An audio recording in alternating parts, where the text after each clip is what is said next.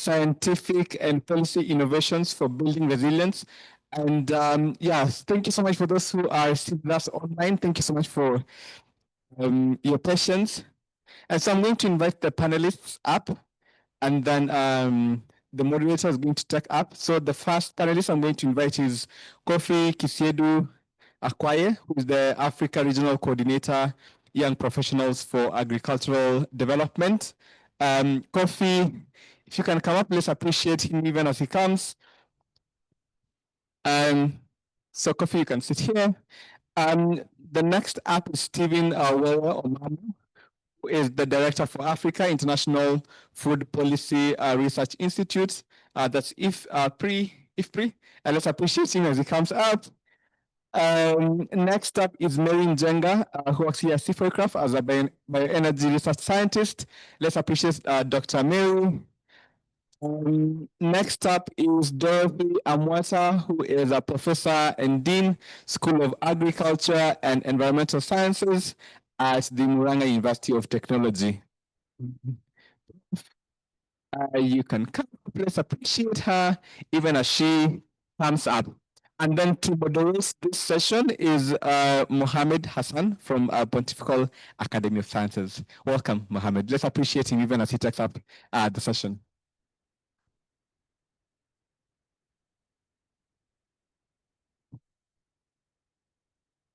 Thank you very much. I hope you all had a good lunch and a good discussion during lunch. Well, this session is about innovations, science innovations, and policy innovations. And just from the start, I think it is better that we understand what we mean by science. In the way that we deal with it, it is actually sciences, including both the natural sciences and the social sciences. And we have innovations in all of them. So we're not talking about natural sciences alone, we're talking about social sciences, and we also talk about economic sciences. And the linkage between these and policy, I think, is so fundamental for generating any reliable resilience strategies. So just to keep this in mind. And I will begin by just briefly giving examples of each of these innovations. Let us begin with innovations in science. Innovations in science, of course, it's very important to think about solar energy when you are in Africa, because solar energy is so important for 50% of the population in the continent who do not have electricity. So innovations in solar energy is fundamental. I'm not saying that you have to innovate in the mechanics or the science or the engineering of solar sciences, but I'm talking about the scaling up, the implementation. I mean, the science is there, the natural science is there, but the social sciences innovation and the economic innovation is not there. So this is one very concrete examples. We also need innovations in advanced climate models using artificial intelligence, machine learning to predict future climate scenarios. 3, we need innovations for forecasting hurricanes, floods, heat waves, and other natural disasters to improve the responsive strategies in Africa. I'm talking about Africa here. Number 4, we need innovations to develop drought and heat-resistant crops using gene editing tools such as CRISPR-Cas9 and synthetic biology, 2 fundamental new technologies that really have very wide applications in this. And the 5th innovation is innovation to develop smart irrigation systems, desalination innovations or technologies, and drip irrigation techniques to ensure the availability and efficiency of water resources. As far as indigenous innovation is concerned, and I think this is so important for Africa also, we have innovations in crop rotation and the use of drought and heat-resistant indigenous food plants. We need contributing to both food security and climate change resilience. Number 2, we need innovations in traditional herbal medicine obtained from indigenous medicinal plants to combat diseases caused by climate change. And three, we need innovations to integrate traditional knowledge with modern science to create effective and robust adaptation and resilience strategies. And that was actually the topic, it was mentioned early in the morning, of a workshop that was entirely devoted in the Vatican, organized by the Pontifical Academy of Sciences and the Pontifical Academy of Social Sciences. And it addresses specifically that, combining traditional knowledge and sciences for climate change resilience. You can have a lot of information about this on the website. And finally, we need, of course, policy innovations. And this is really important because the development of innovative local policies and action plans for adaptation and resilience programs are very important, including disaster risk reduction policies to facilitate recovery from climate-related disasters at the local level, policies to implement initiatives to educate local communities to climate change adaptation and resilience, and finally, policies to secure funds for local implementation. And Kenya, the governor this morning gave an excellent example. In fact, in my view, it is really a model for other African countries to emulate. The County Climate Change Fund. This is very innovative. This is where innovation is, quite frankly. And it supports adaptation projects implemented by local communities. So again, this is a model that I think maybe we need to talk about later on. So with this, I will now look at my panelists, patiently waiting to talk. So let me begin with the Kofi Akwai. And Kofi is the youngest, I think, among the panelists. That's why we give you the preference. So I want to ask you the question based on what I see as your expertise. What are the key barriers preventing young people from meaningfully engaging in climate resilient agriculture and food systems? And what underlying factors contribute to these challenges?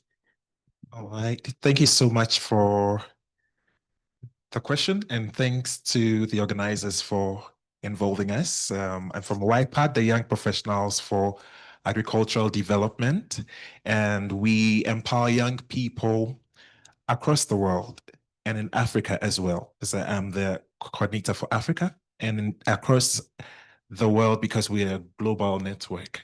My ideas that I'm sharing now, or the thoughts that I'm sharing, are from the network that I've engaged with through the work that I do. It is very easy to think that when youth are talking about challenges, it is just because they want to be seen. But our challenges are real. Real in the sense of what I'm going to break down real as an acronym to be. R has to do with resources, which we are used to talking about, access to land, access to finance.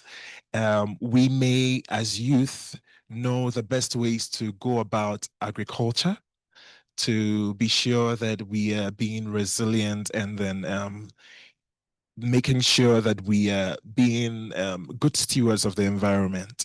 But without finance, without resources, then it becomes difficult for us to function. And then the E is for education, where we realize that there's a mismatch of skills and information. There are times that we have a lot of information, and sometimes it's just theory. There are other times that we are taken through some training, which we are grateful for, but we are not able to carry it out in our context. This is one of the challenges that we have. Another has to do with access. This is access to policy-making spaces, decision-making, where our thoughts are supposed to be included in the discussions about things concerning us that are the initiators of interventions are trying to deal with. Yeah, it is great to have the ideas of youth ourselves be at the beginning of or at the inception or at the ideation of initiatives, so we'll be able to tackle the challenges very specifically. Yeah, and then the L has to do with the limitations of that our social norms and cultural expectations create. Yeah, these are the challenges, and these, when looked at critically, would be able to position the youth as agents of change, as part of the solution and not the problem itself. We have seen youth as being handled as beneficiaries, for which we are grateful for, but it will be great also to have as active planners, active executors of the action that needs to be in tackling these challenges. I know there would be more time for me to speak, so I wouldn't talk too much.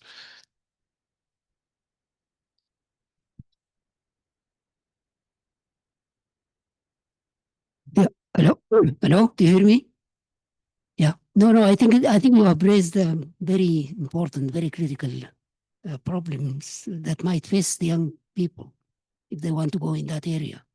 But at the same time, do you have in mind any specific examples where these barriers have somehow been broken and innovation has shown promise in overcoming these barriers? If you can give examples, I think it will be quite illuminating. Okay, so I would give an example of the Startup Act. I can't very well remember the name of the country. Should it be Malaysia? I would have to check my facts. But these Startup Acts kind of have youth in mind while putting measures in place for youth to be able to thrive in the space. Because even as we look out for finance, as we look out for support financially, you would realize that requirements for everybody are kind of high, but for youth, because we are usually starters, and most youth, even farmers, are first generation farmers, and they may have no property to use as collateral. Even reporting requirements become a challenge. Yeah. So these startup acts go a long way to help us as youth. And I think when it comes to education, we as youth have distinguished ourselves or made ourselves stand out as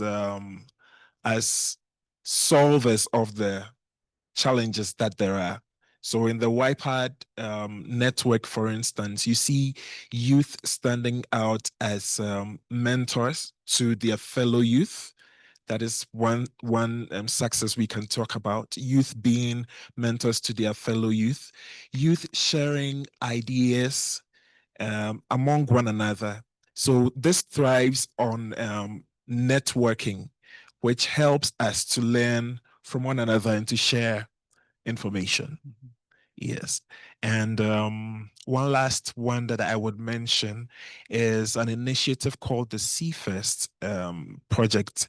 This is a project with AU and EU, African Union, and some European Union institutions coming together, 21 of us coming together to put together strategies that would help youth thrive in the research space, agricultural research for development, as well as innovation. Putting youth in these spaces, not only as junior assistants, make us own the processes of research, and we are able to make meaningful impact in the space. Thank you. Thank you very much. That's quite good. Well, our second panelist is Stephen. Stephen, I would like to ask you this question. What do you see as the most promising scientific and policy interventions or innovations boost resilience in Africa and African agri-food systems in particular? Yeah, thanks so much, and good afternoon, everybody. It's nice to be here. I'm, as I was introduced, with IFPRI as the Director of Africa, Director for Africa, but I also lead IFPRI's Global Program on Development Strategies and Governance, based here in Nairobi. In response to the question, I think the most promising innovations that I see are those that sort of allow communities, organizations, governments to think and act and adapt under pressure, right? And these tend to have technical and strategic components to them. So I can think of three examples or three categories. First is local climate intelligence. Second is integrated public investment planning. And in fact, we heard quite a bit over the lunch talk from the climate chief, Hoffa, about this category. And then third is adaptive safety nets. So on local climate intelligence, so these are tools that bring local weather data, agronomic advice, market signals together, and they're delivered in real time, often using mobile technology. So there's some, what they allow is farmers and local officials to act in advance of challenges appearing. And so where the innovation here is, taking the science packaging it in a new way and taking it to scale. So there's some really good examples. So there's IGAD's regional climate outlooks.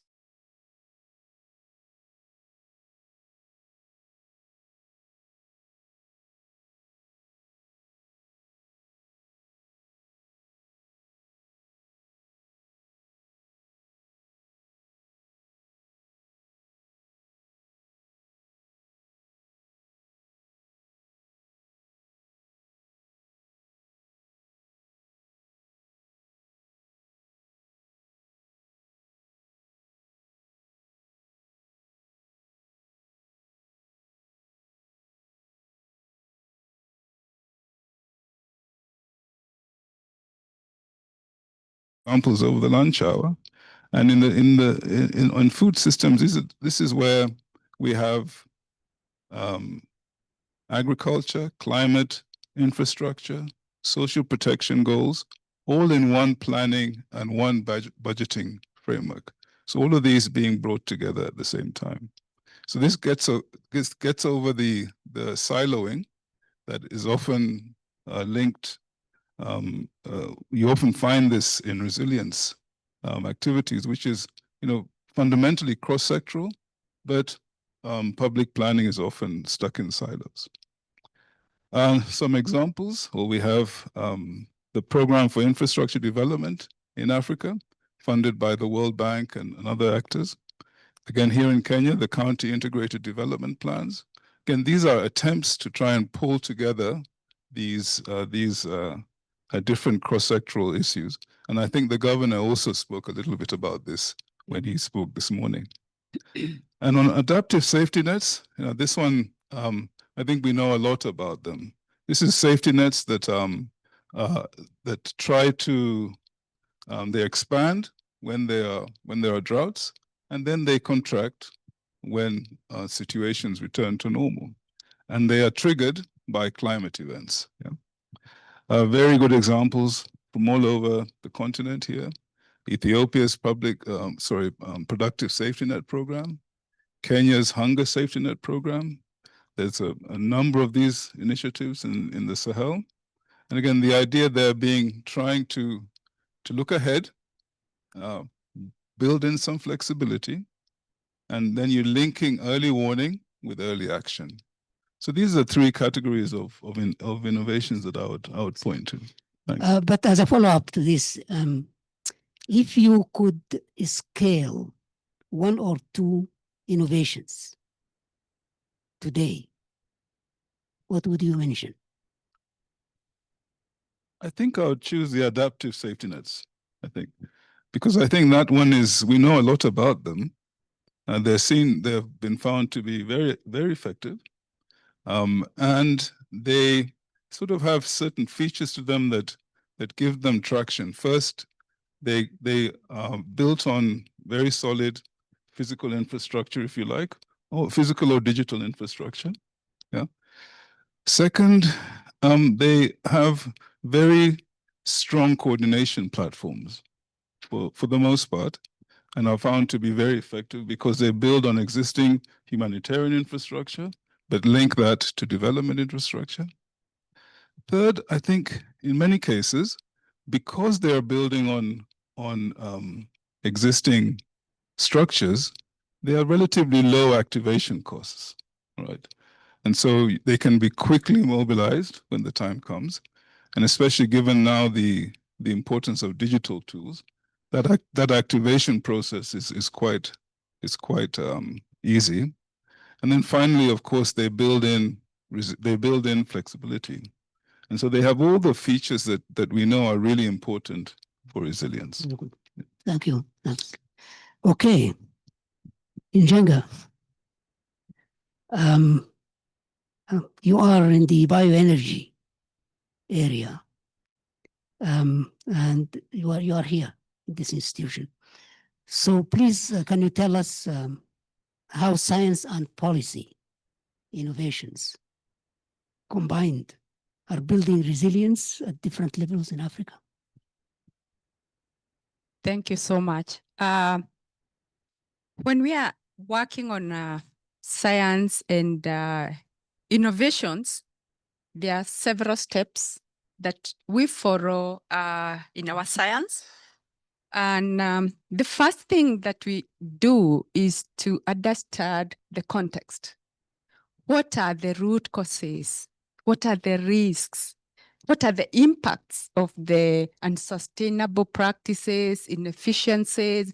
And once we understand the context, the root causes, the shocks, then the next thing we do is work with communities and identify the innovations that can address the challenges that they are facing. And once the communities prioritize, then this is where science and local innovations bred. Then we go to the next step, and then we do capacity development. And the capacity development is really using the science and the innovations from the community. And once we are doing the capacity development, is that one of the interesting things happening is that in Africa and globally, the extension systems that existed in the past are no more. So we ask the community, who are the people that we can train as trainers of the community?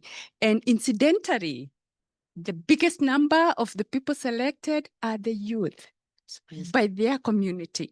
And so they are becoming the modern extension systems. And then thirdly is that we produce science in terms of knowledge, training materials, that then we use to build the capacity of the different stakeholders. And through all this system, then we carry out impact assessment to see what are the changes, what is working, how is it working, what's not working, what needs engineering. And then it's a cycle of information development informed by the people. And in terms of policy, we are working at different levels, starting from the basic household unit. And once we work with innovations at the household level, the communities, the households, for example, in a landscape, if we have 100,000 households that we are working with, and they develop an action plan to implement the innovations and monitor the impacts. Then that becomes at community level, becoming a societal change. And what we are seeing is that you start with the household unit, and this becomes a community level, a societal change. And through that system, you find that science is becoming practice and a movement. And finally, is at the systemic policy level. So with the evidence that we get, then we synthesize it in ways that it informs policy development, standards, protocol, tax exemptions.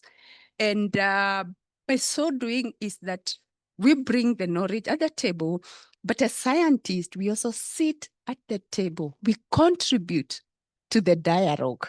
And this way, we are finding that the policies, the protocols being developed are for the people. Thank you very much. I think bringing in the policy is very fundamental, because I think the sciences, whether it is natural sciences, social sciences, or indigenous knowledge, or that it is very clear what they really need and want. But they are not very clear when they link up with the policies and the policymakers. I think this gap is still there. And I hope that this panel can somehow illuminate us about how to link up with the policy makers. But I want you to respond to our follow-up question. And that is, what would you give us as one or two examples illustrating this science and policy-based transformation on resilience? I think that would be quite important to know. Yeah. The kind of example is that is something I care a lot about. When we work with communities and in rural areas, we find that firewood is still the main source of cooking energy. And if it is sourced unsustainably or used inefficiently, has its own negative impacts on environment and health. And so what we are doing is that we work with the communities, they are growing trees, they are managing trees, and they are only using branches and prunings and developing a pruning regime where that they are pruning in January, the wood is well cured and used during the rainy season. And what we are finding is that these small actions that the communities are implementing and consistently implemented becomes a big idea with big innovations. And communities growing trees, managing trees, they are creating carbon sinks, and they are absorbing the carbon that we are emitting in Africa, but also offsetting carbon that is difficult to abate from other countries. And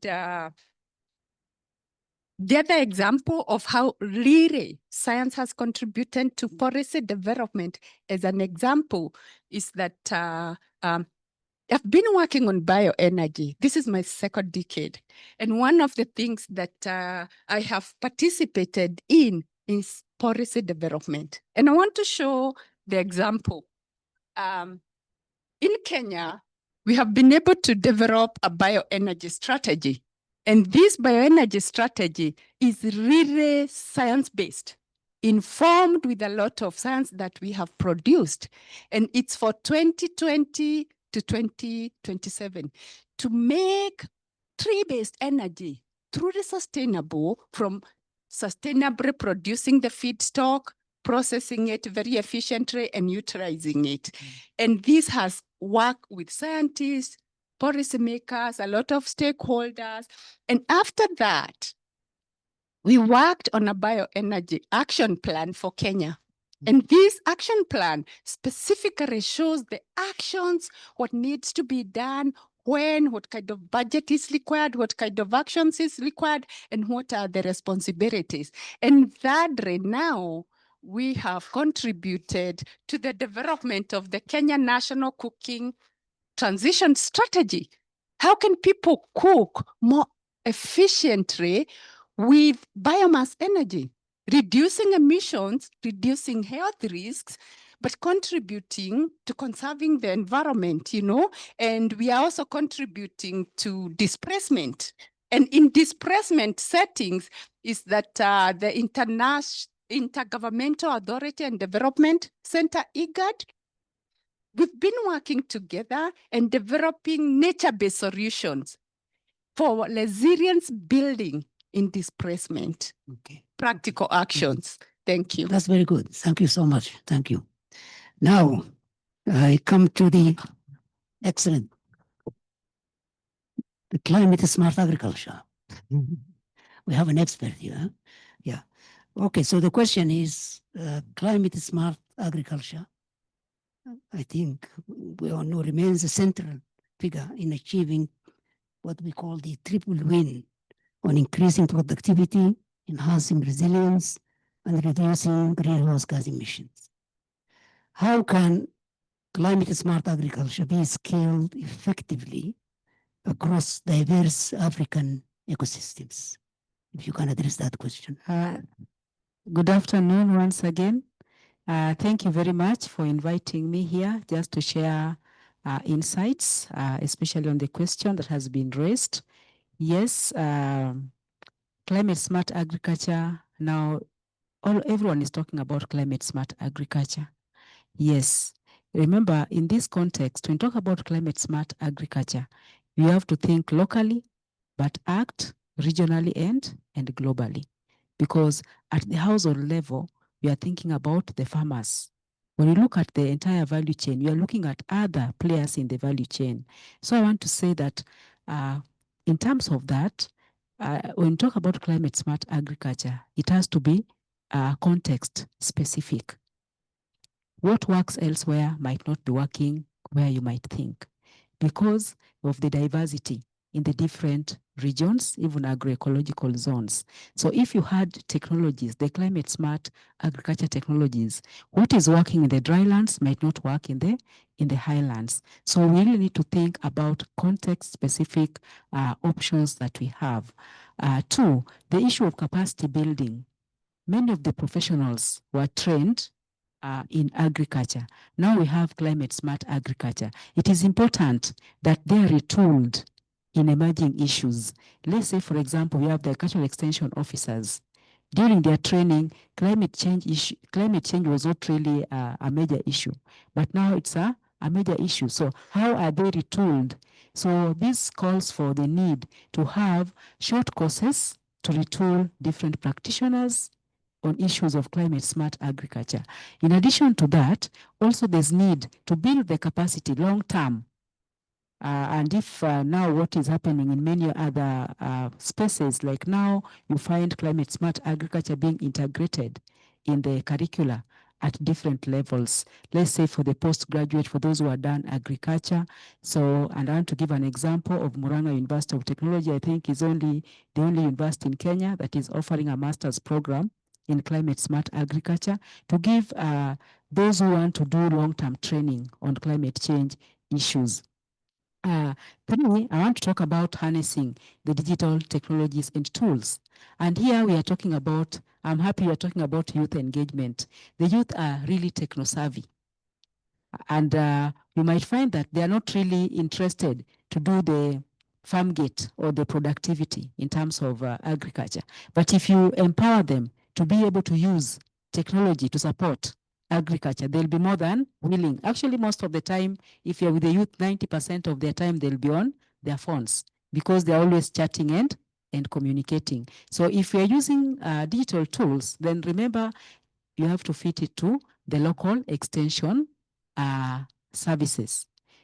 Farmers, extension officers might not be techno-savvy, but how do you integrate that so that you blend the two to ensure that all the key players are participating actively in the climate smart agriculture space?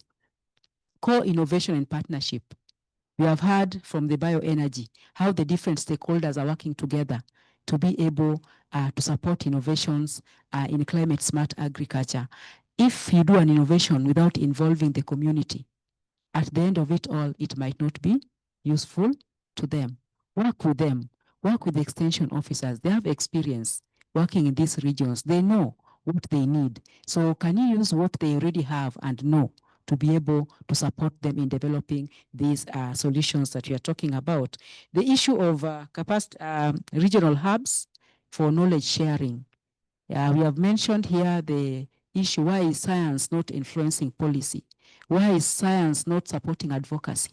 It's because as scientists, we just think about publications.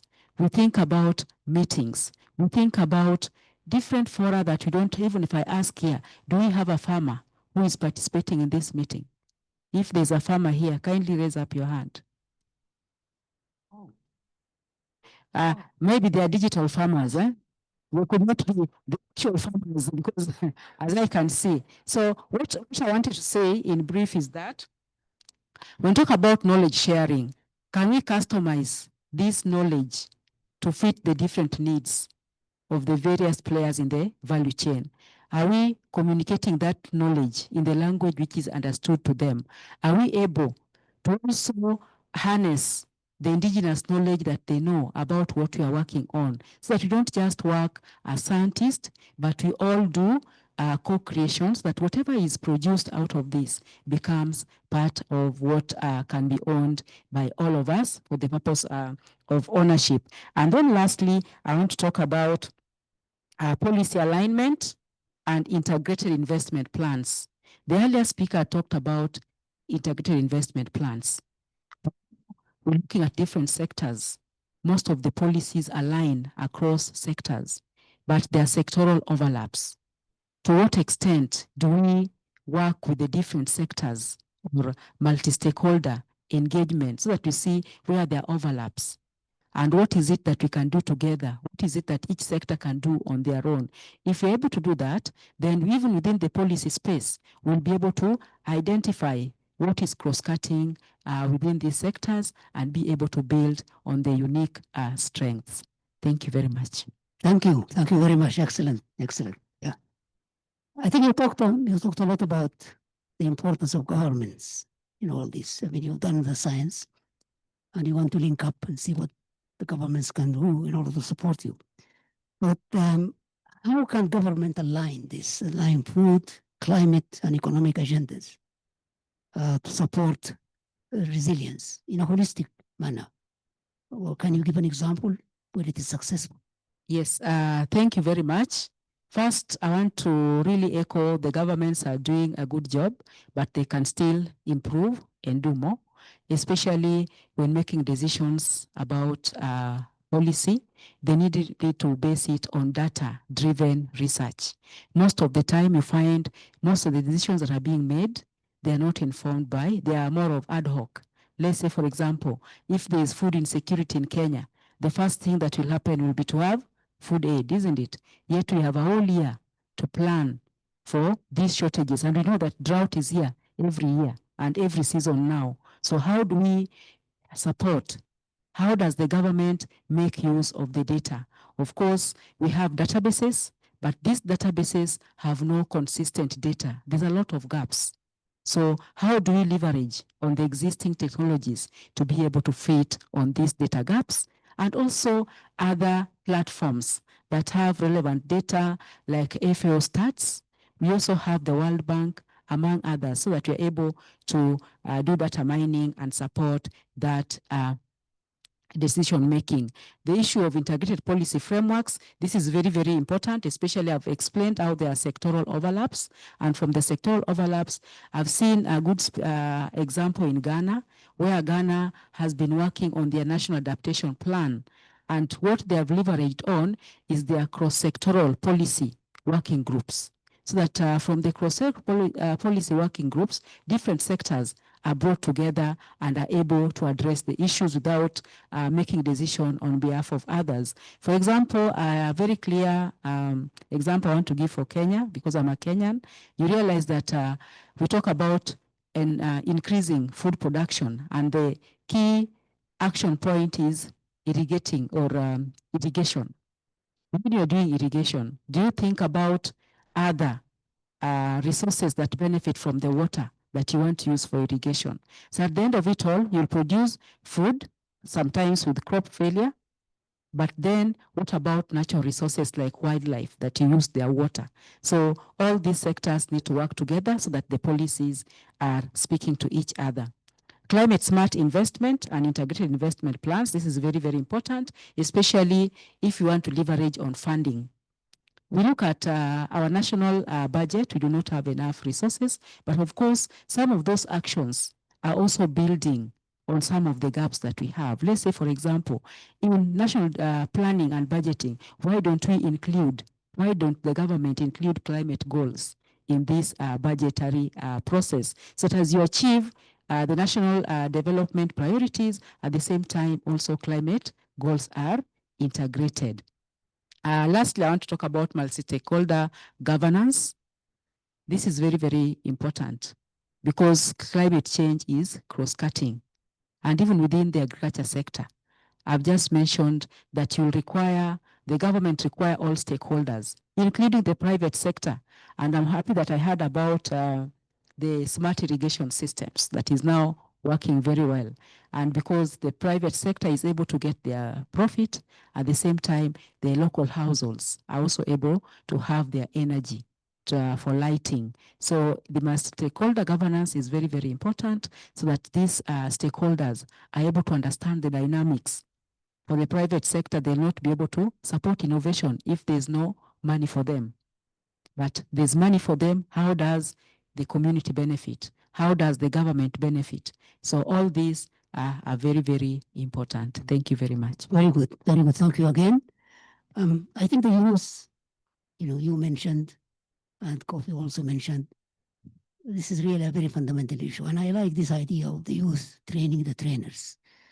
I want to know, in this country and in Africa, whether you see this trend moving, that the youth are getting more and more interested in agriculture and farming, and why, and how can we accelerate that? The technology is there, and the youth and the young are very much attracted to technologies. So should we do more in terms of training, in terms of teaching, in terms of education to generate this momentum? If I may comment. Let Kofi answer this before you, yes. Thank you very much. So as a young person, as I'm growing, my dream is to make more money. In Ghana, we have the situation we call galamsey. Galamsey is illegal mining, and it's very dirty. They actually get into the soil, get into the mud, dirty themselves very well, and it makes me think about farming again.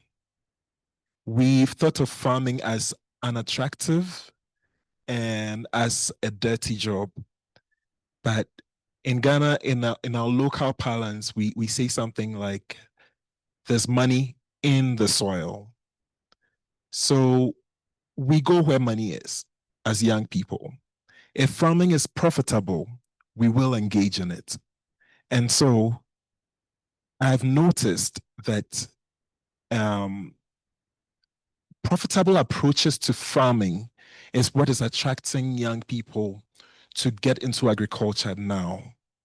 And the new technologies that are coming out, even improved seeds, etc. These are some of the innovations.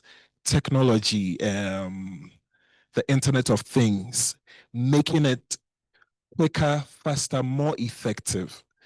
I don't think the problem is about getting dirty. You didn't mention that, but it's a perception that we've had of agriculture for a while. But there are more young people in Ghana going into galamsey because the money is quick. If farming assures us of quick money, we as youth in Africa will engage in this. So I would encourage everybody who has a voice in this, who has an opportunity to empower young people, to know and understand that an investment in the youth is not charity, but it is an investment in a sustainable future. So that would be my answer to this question.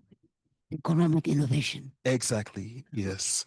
Thank you. Do you want to highlight the importance of the youth? I'm the oldest person on the panel, I think, but but I mean, aside from you, sir, I think. Aside from me. No, I would just really echo that, just from observation and from the studies that IFPRI does. I think when you, it's very clear that there is an impetus there, and these young people do follow opportunity. But there was a colleague of mine, I think Joachim will mention, who will remember Eleni Gabriel-Madin, and she did some work in Ethiopia's grain trade. And she was asked, what is the most important thing that you found in that work? And she said that you have to get organized. So I think that's the point I would add to what Kofi has said. And that is that there's an organizational challenge that young people face. And sort of how to organize so as to respond to some of the things that I think it was Eric Naivasha mentioned. The opportunities are there, but it just seems like there's an organizational challenge to be met as well. Thanks. I think what we are seeing among the youth also is really taking advantage of opportunities. For example, if you find green jobs, you're finding that there is a lot of involvement of the youth, but they also need quite a bit of capacity development, and they also need financing. And these days, if you look at the whole, let's say like biochar for soil improvement, you're finding a lot of youth organizing themselves and taking advantage of that, developing it into an enterprise. But they need the technical skills, they need financial support, and they need to be heard. They need to sit like where he's sitting, and then they can voice their own ideas. Thank you. Do you want to make a comment? Yes, I work a lot with the youth at the university. What I noted is that the youth are very impatient. Like he said, they want quick money. So if you're going to invest and wait for a whole year, if they don't have money, I can bet they'll not be there in that business. They want, I'm today doing this, what is it in it for me? So I really want to applaud the Kenyan government because they have really given that thought in terms of agri startups. And then the agri startups, the youth are given money. They are told, can you now identify a project that you can work with? And because there's money in that project, you find that some of those, they are not yet scaled up. They are piloted projects. They are doing very well because they can have the money. Two, times have changed. It's not like the youth that we were those days, as we didn't even have phones. Here they are, they're techno-savvy. How do you make use of them so that they're able to be an addition to the agriculture value chain? So if we're able to exploit the opportunities that they already have, then it will be easier to entice them into agriculture and support them with financing like the agri startups. Thank you. Thank you. Thank you very much. Well, ladies and gentlemen, we only have 5 minutes left. I can take a couple of questions. My goodness, there's so many hands. Okay. Over there and over there. Thank you.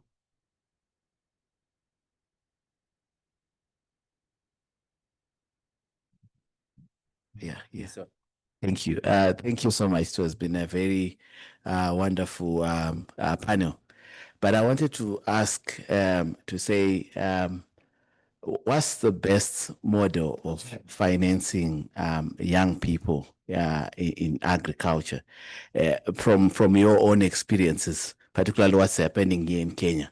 For example, for some of us who come from countries like Zimbabwe, even access to financing is next to zero. Most of the farmers you see in Zimbabwe are financing from their own pockets, including myself. And most of the time we even struggle to even get a profit. We try to break even.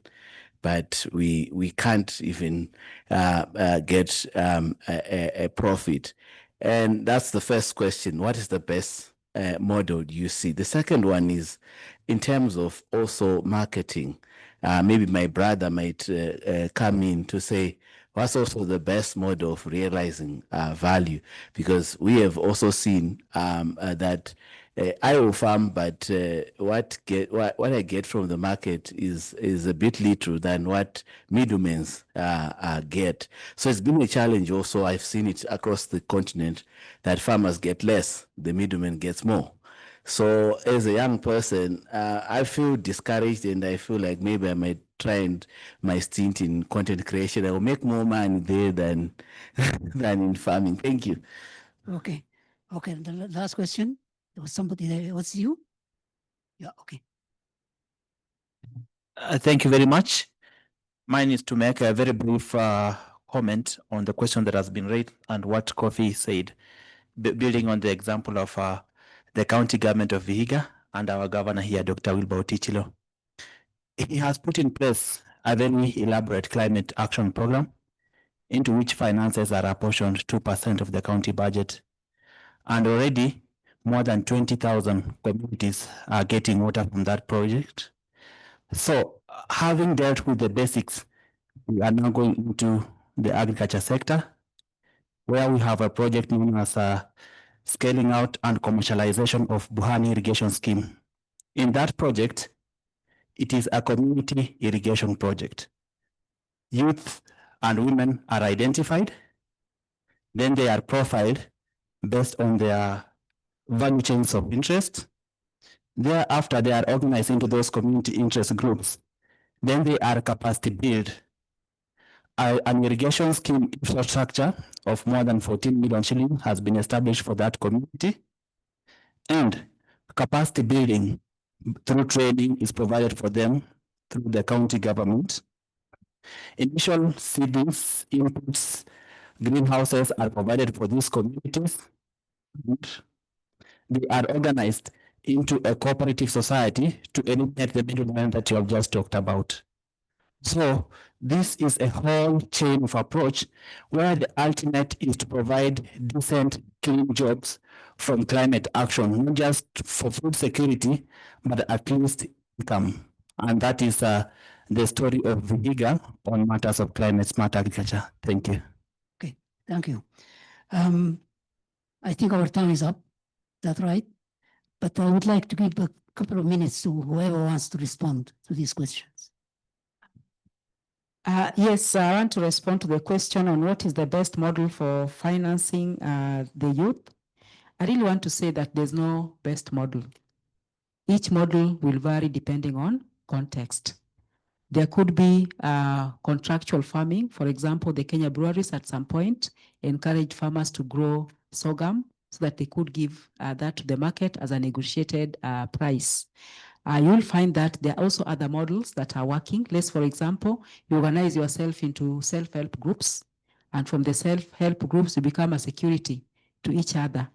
And in certain countries, you find that the private sector is trying to encourage innovations. They come up with like, is it KCB, Lion something, where you can pitch your best idea and you get funding that can run that enterprise. So I will not say a specific model, but it varies depending on the context. Thank you. Okay, well, I have been pressurized to give a last opportunity.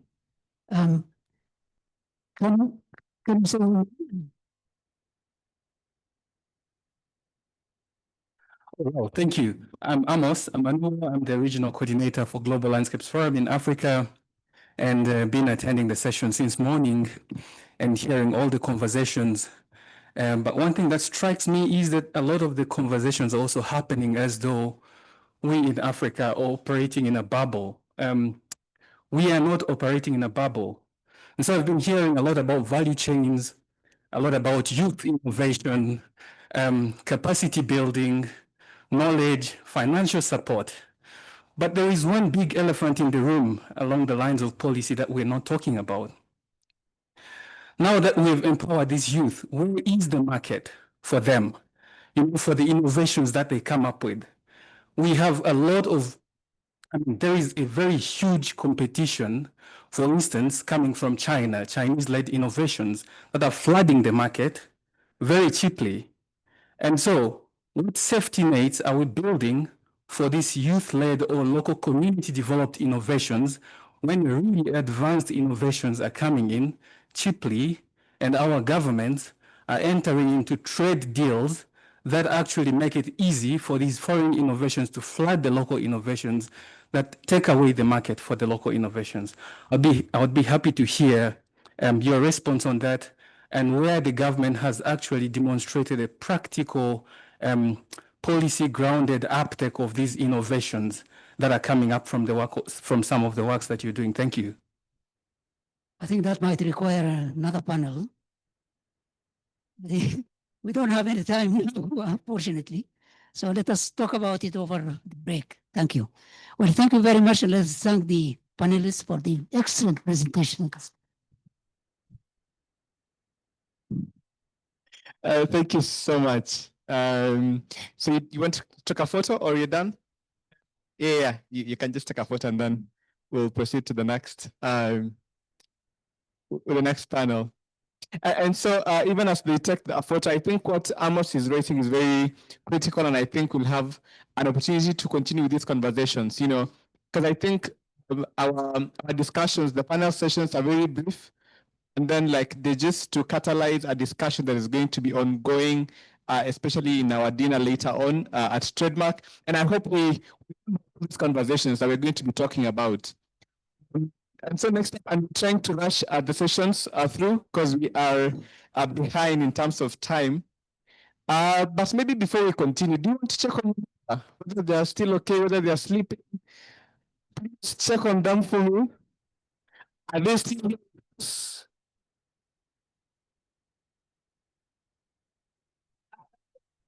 Thank you so much for that. So next up, we're going to be having this session on weather disasters, recovery, and preparation. And for this session, I am going to. Okay, so you decided to extend. You decided to extend the check-in. So I'm going to invite the moderator for this session, who's going to be giving a few remarks before she invites her panel members. Ladies, gentlemen, friends, let's put our hands together even as we invite Fotiso Sola, Dr. Sola, who is a senior scientist here at C4 Aircraft. A round of applause for her when she comes. Yes. She's not yet here.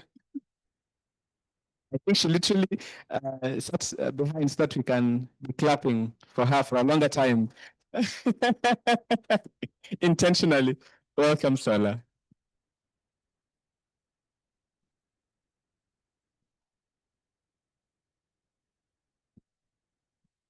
Okay. Good afternoon, ladies and gentlemen. Just to do the panel differently, I'm not going to talk a lot, but what I would like to say is that I just read a report from the Africa Center of Strategic Studies, and it says, the incidence of natural disasters in sub-Saharan Africa has increased at a faster pace than the rest of the world. Compared to 1970, the frequency of droughts has nearly tripled. Storms have quadrupled. Floods have increased tenfold. As a result, 20% of the floods, more than a third of the droughts recorded globally over the past decade have been in sub-Saharan Africa. But someone said that this morning, we should become stronger after each disaster and become wiser before the next. And I would like to build on what His Eminence said, that we should make this personal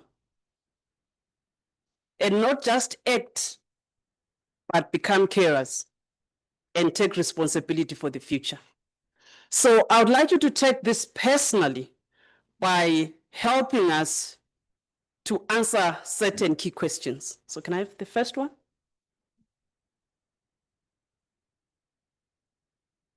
Okay. I'm not so sure whether that's the right one, but anyways. So yeah, just really personally, what natural disaster caused the greatest impact in your country? Your country, not sub-Saharan Africa. So take the QR code in 2 minutes.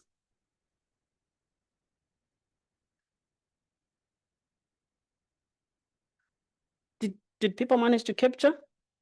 No, they didn't. It's coming. Okay.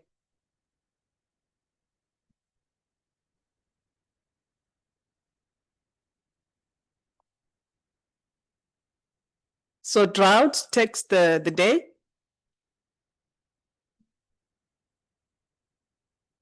And the people online, are you okay?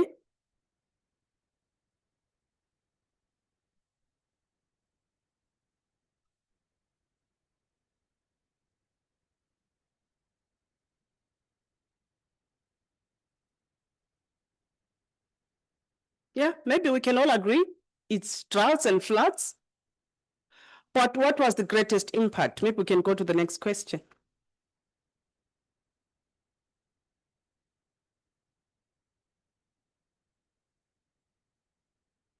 Then go to the next one.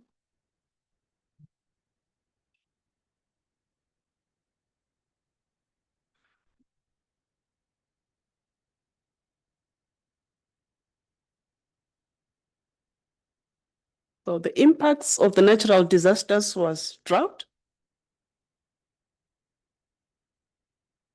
Okay.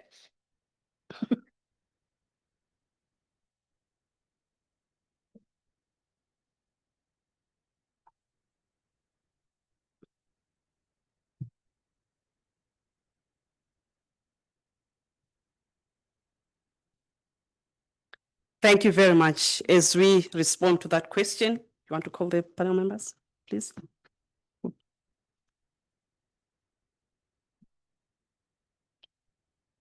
Thank you, Sola. And so let's invite the panel members. The first one is Asta Gebrekistos, Dr. Asta, who is a senior scientist, climate change, energy, and low carbon development here at C4ICRAF. A round of applause even as she comes to the stage. Asta has a very amazing project that you can read about on our website. The next up is Mamadou Diane Abalde, who is the Regional Director for East Africa and Horn of Africa and Great Lakes that's at the United Nations High Commissioner for Refugees, UNHCR. A round of applause for Mamadou. Next up is Jafet Muli, who is the Program Manager, African Climate Foundation. A round of applause for Mr. Muli. Next up is Sebataulo Ralno. I hope I pronounced that well, who is the Executive Manager, Oceanographic Research Institute, South African Association for Marine Biological Research. A round of applause for him. And then lastly, we have Percy Oloche, Regional Coordinator, Disaster Risk Reduction at IFRC.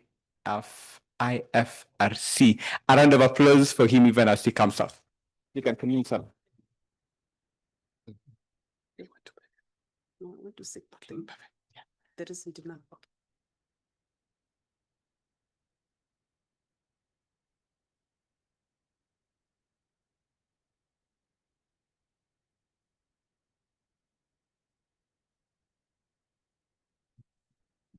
Thank you very much for answering those two questions. We know what those disasters are. We have an idea of the impact, and the impact goes as far as death. So our panelists are going to try and dissect this topic and give us different perspectives. So I want to start with Asta and say that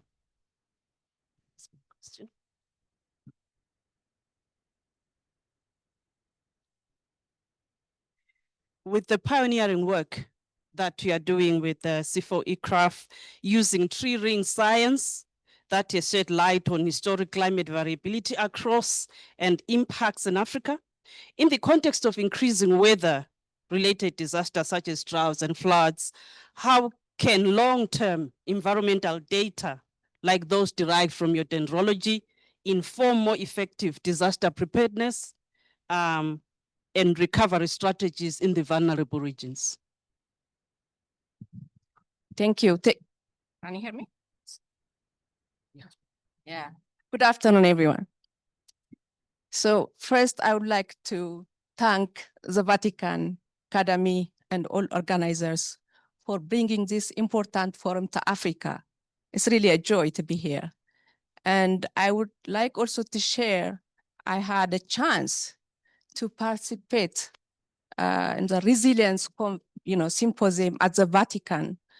And it was blessed by the late Pope Francis in 2022. It was really an event that I treasure for the rest of my life. And his message on the ecological, conversation and all that, it was really powerful and all that. So having said that, Sola asked, what are the natural disasters that you experienced? That who is the oldest living organism in the planet? Let me ask you. Eh? The oldest living organisms in our planet. A tree.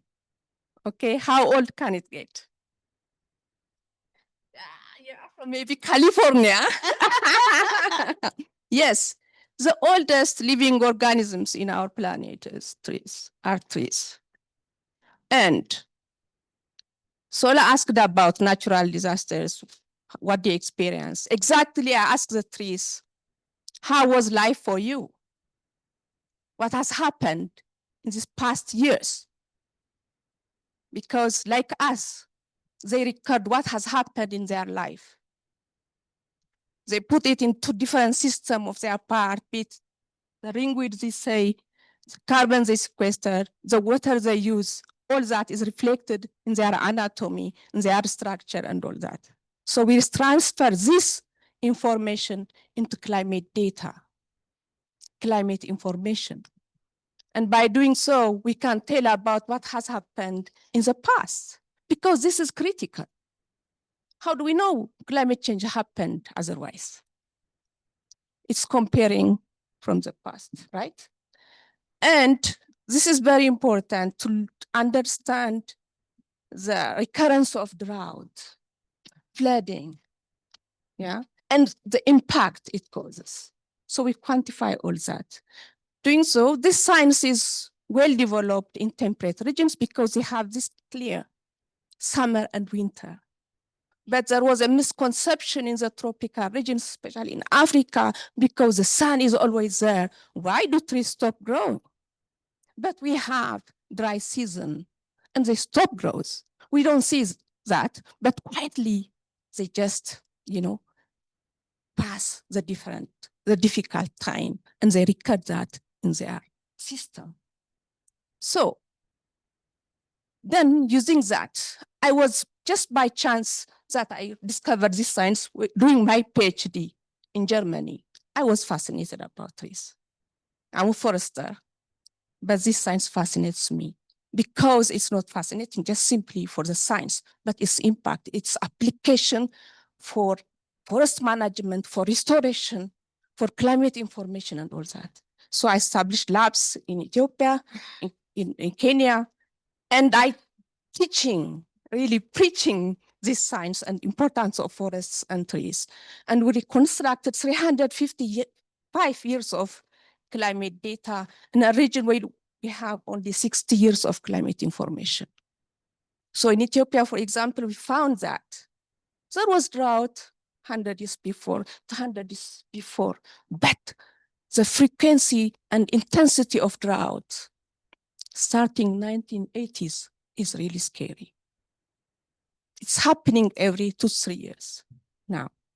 So this is important for, relief organizations to prepare, for policymakers to prepare. I have seen people dying because of drought. That shouldn't happen.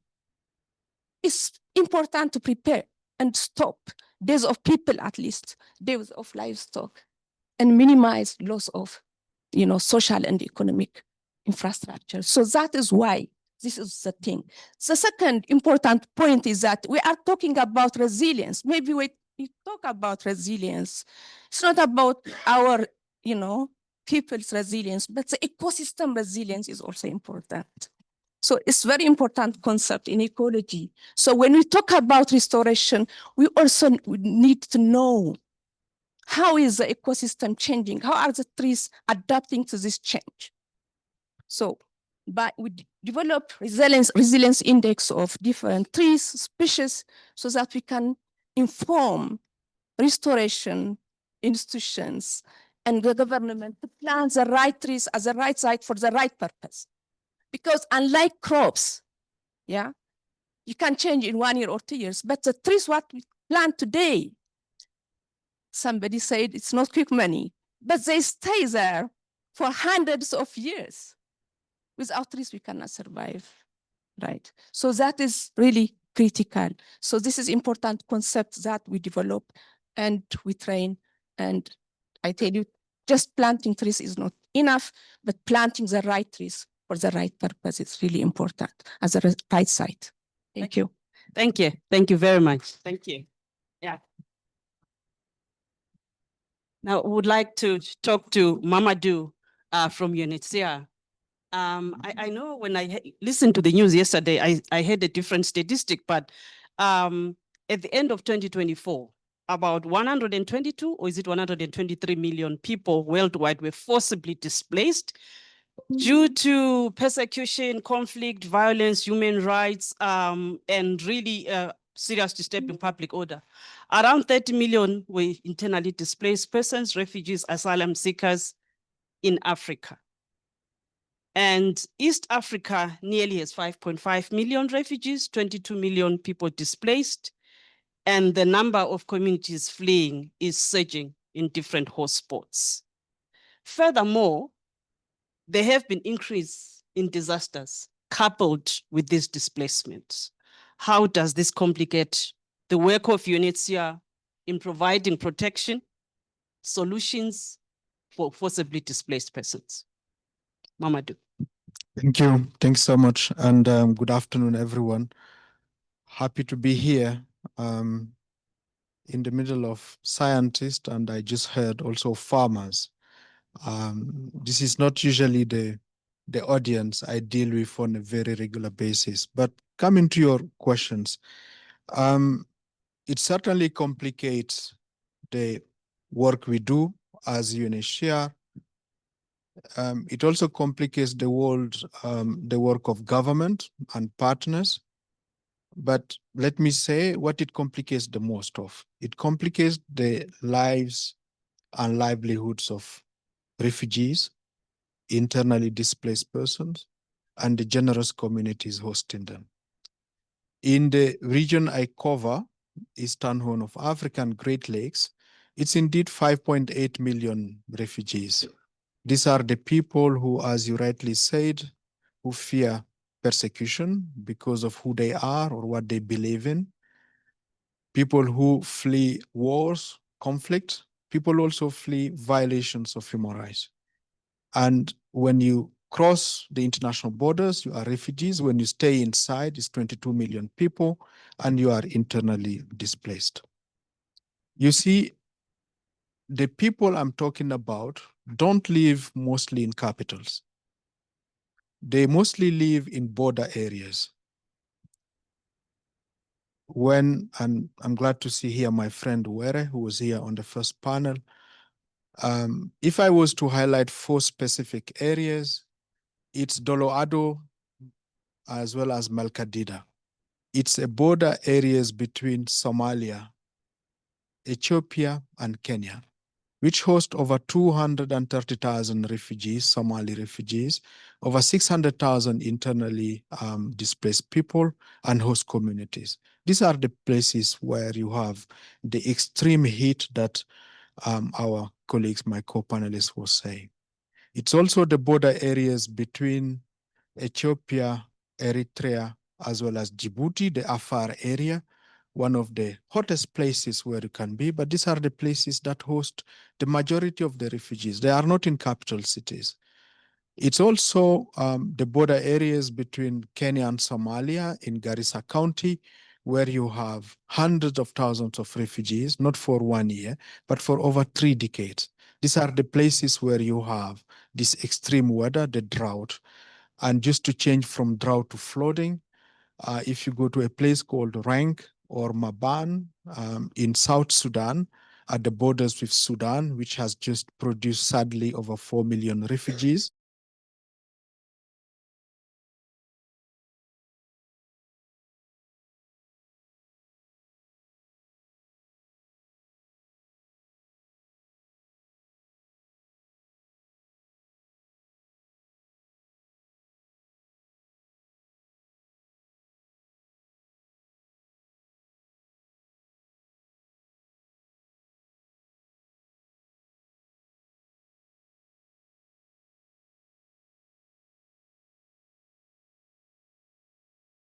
And if you wish me to add here what I believe could be important, or if you want me to speak a bit later, but I can say to you that people are impacted. It is complicating people's lives, communities, and this is absolutely not an abstract issue.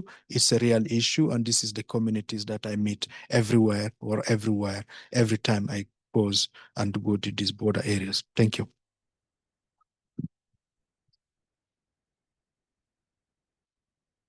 Thank you very much. That's a really sobering note to be double vulnerable, double displaced in some cases.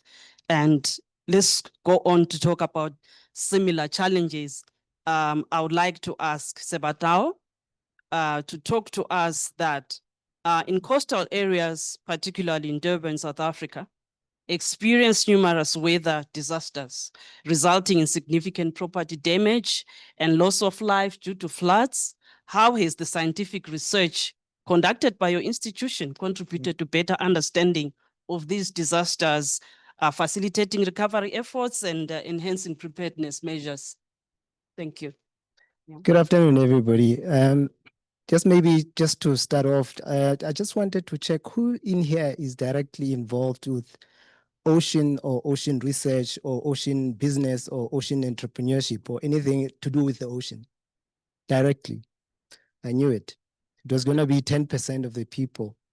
Who in here can swim or can dive at 30 meters below sea level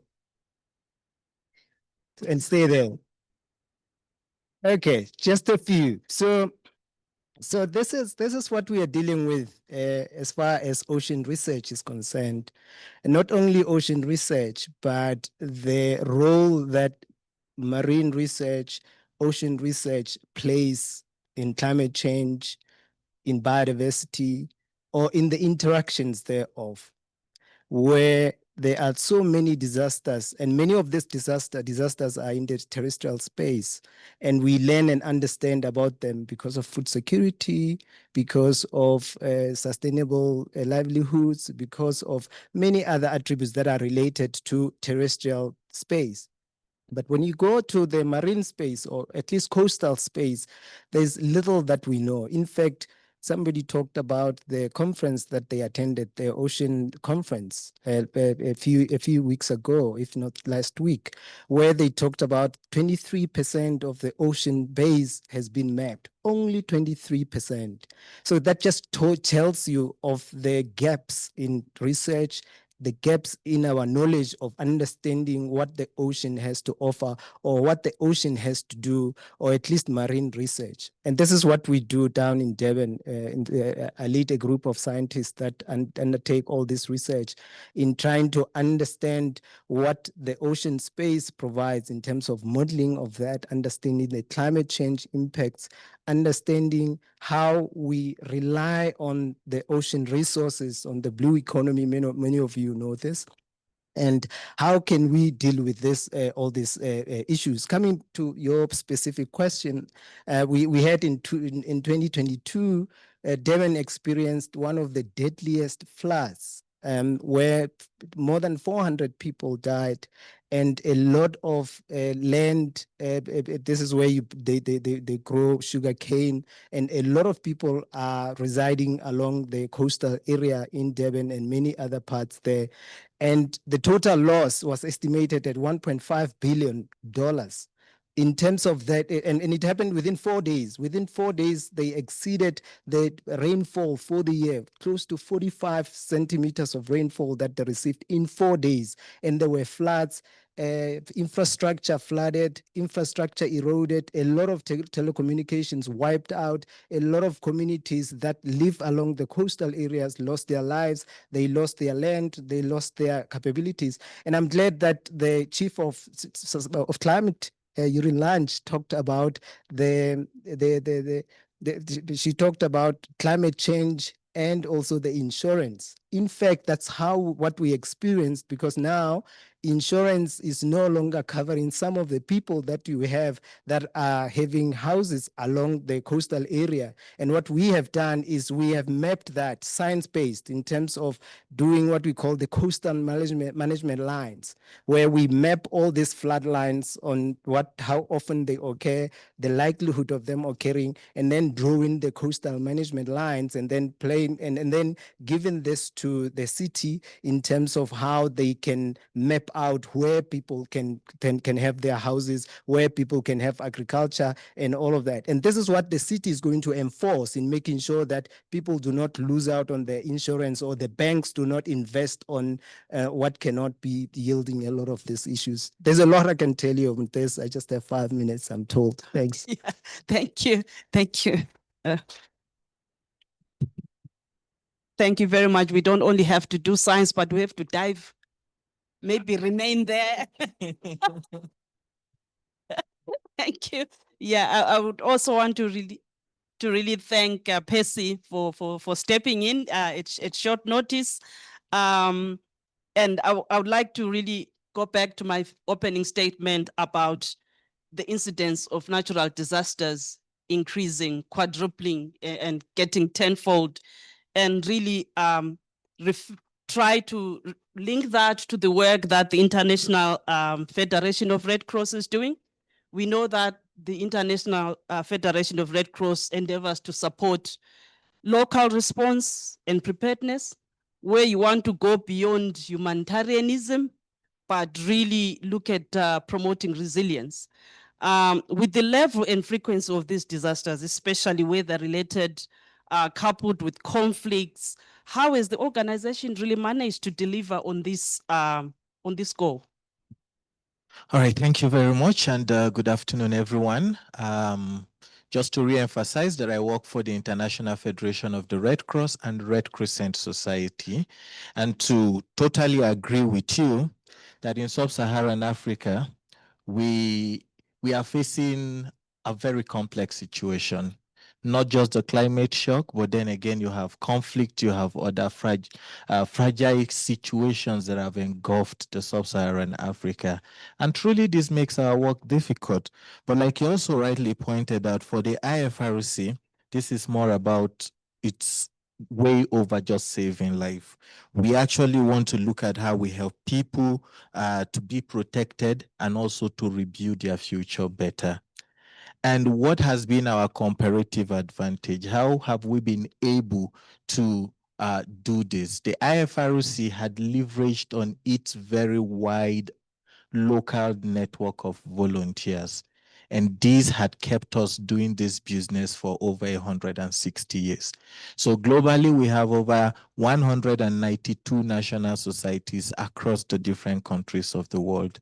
And when you narrow down to Africa alone, taking out the northern part to join the MENA region, we had 48 national societies. And this is not about being in the center, but down to the community. So our network of volunteers and our community presence makes us always not just to be first responders, but also the last to leave the scene, hereby embodying, sustainable community resilience and growth. So we leverage on this a whole lot, and this had also helped us. For also the IFRC, there is the transition, a movement from being retroactive to being proactive. And this had seen us invested a lot into what we call preparedness for effective response. So there's a lot of investment in PER, preparedness for effective response, the anticipatory action, which we have strengthened as a pillar under our disaster response emergency funds, as well as disaster risk reduction. And there are a lot of examples within the region. For instance, in western part of Africa, where we had supported countries like Mali, like Niger, like Burkina Faso, like Nigeria, in being able to actually operationalize anticipatory action. And this had helped in triggering responses or early actions to flooding, thereby saving lives, saving livelihood, saving, preventing displacement, and so reducing the job of my brother from UNHCR. And all of this put together in Madagascar to cyclones, we have also strengthened our preparedness work in these areas, and in the Indian island oceans and other countries that face these similar types of, of shocks, to be able to strengthen them. But as I try to round up, could I see you are with your mic already? There are a couple of strategic enablers that have helped us. And of course, these include investing so much in forecast-based financing, so we don't have to wait for it to happen. Climate is predictable, so how can we use the information from her and the information from him to be able to prepare ourselves and also take actions where necessary? And then, of course, working with the government, you can take that away. So we leverage on our auxiliary role to work closely with the government and ensure that our national societies are integrated into, DRM systems, and also help align our actions to national priorities. Thank you. Thank you. Thank you. Thank you very much. Are there any 3 burning questions? No, not yet. So that people don't sleep. Are there any 3 burning questions? 1, 2, 3. There is a mic. Yeah. Thank you. Hi. I mean, all the points made by all the speakers are very, very valid. By the way, my name is Aditi Mukherjee. I work with the CGIAR and ILRI. And I'm a climate scientist. I contribute to the IPCC reports, etc. Just a very small clarification or a suggestion, which I think is quite important, is the way we use terms. The moment we say things like natural disasters, we kind of make as if it's a natural and is happening due to natural processes. But the reality is that none of what is happening in the climate anymore is natural. It's all human-made. So the whole understanding within the climate community of people, of which all of us are part of, is now not to use the word natural disasters at all, but instead call these as droughts and floods as hazards, like climatic hazards, climate hazards, or climate impact driver. And the disaster only happens due to man-made things. Like if a flood happened due to climate change, but nobody was living on those floodplains, there wouldn't be a disaster. So basically, it's a terminology thing, but I think the moment we say anything natural disasters, our policymakers or everybody layperson thinks, oh, it's nature, it will happen. Thank you. Yeah. Thank you. So, thank you. Brief one.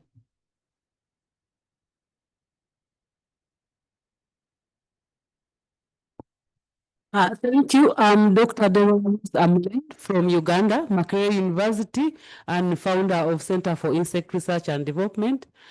I want to ask a question on early warning systems. I come from, I'm a pastoral daughter, born and raised in Teso Karamoja.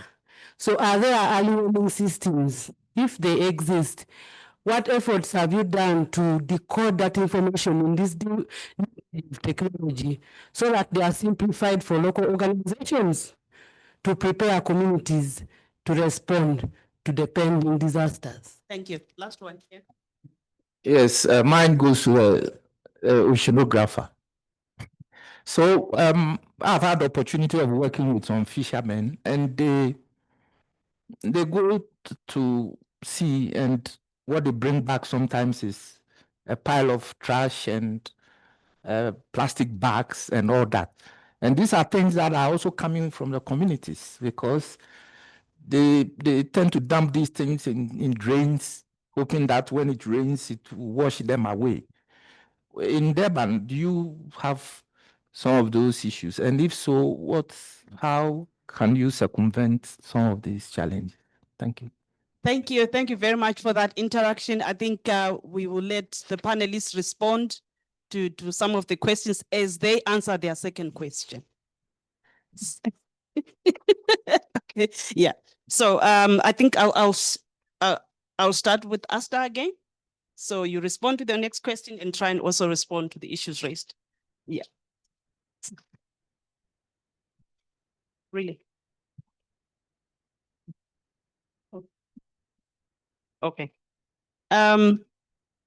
Sorry about that. So I would like to direct this question to Japhet.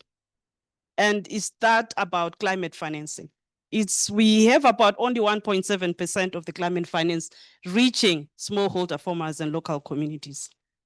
From your perspective, how then can climate action on the ground be financed to facilitate actual transfer of knowledge to smallholder farmers and other practitioners and implement interventions to promote climate resilience? Thank you so much. It's good to come last and almost forgotten. It's an opportunity because I'll take a lot of time. Don't worry. So it's good to be here. My name is Japhet from the African Climate Foundation.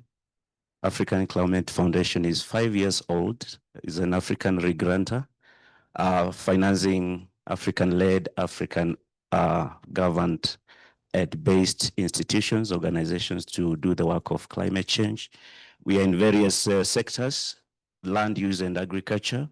We are in adaptation and resilience, industrialization, and we also in just transition on energy.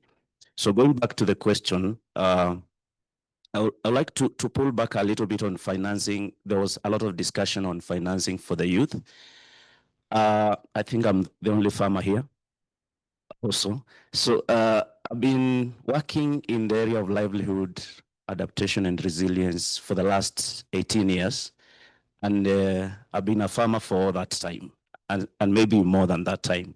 So looking at the issue of financing, especially for the youth, I know we are saying the youth don't want to do the real farming, they want the tech farming, but I think there should be a nexus, there should be integration, because if of us go to tech, we will do the real production.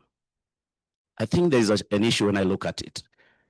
When I look at when I started farming, and I usually continue looking at the challenges that we go through as farmers, especially on building our resilience, I keep on asking myself, if I am not getting a salary, would whatever I'm producing keep my family and educate my children? The answer is most likely no. But also looking at the missing gap, because if we only give the youth money without knowledge, without skills and technology, especially the practical technology on farming, then I think there will be a lot of losses. Even on financial management, if you gave me $1 million immediately after university to do farming, I think the loss would be big. I would have most likely failed and the money will be gone. So I think there's a need for integration of the challenges and the solutions, and making sure that we also make the youth date the entire value chain from production to consumption, so that they are not only on financing, they are not only on the tech. And you know, I usually receive an alert from my phone in digital health every week. How much did I use? How much time did I go to the social media, and which app used most of my time? So it's very important to use the technology for the right thing, and that would be good for the youth. Because again, somebody said they are spending most of their time on the phone, which is true.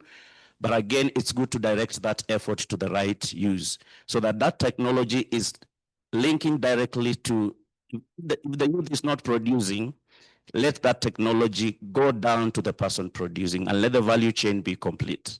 So answering the question on financing, I think why we are not having enough financing going to resilience and what should we do? I think you should direct grants to the grassroots level, as closer as possible to the ground where the real action is, especially on production.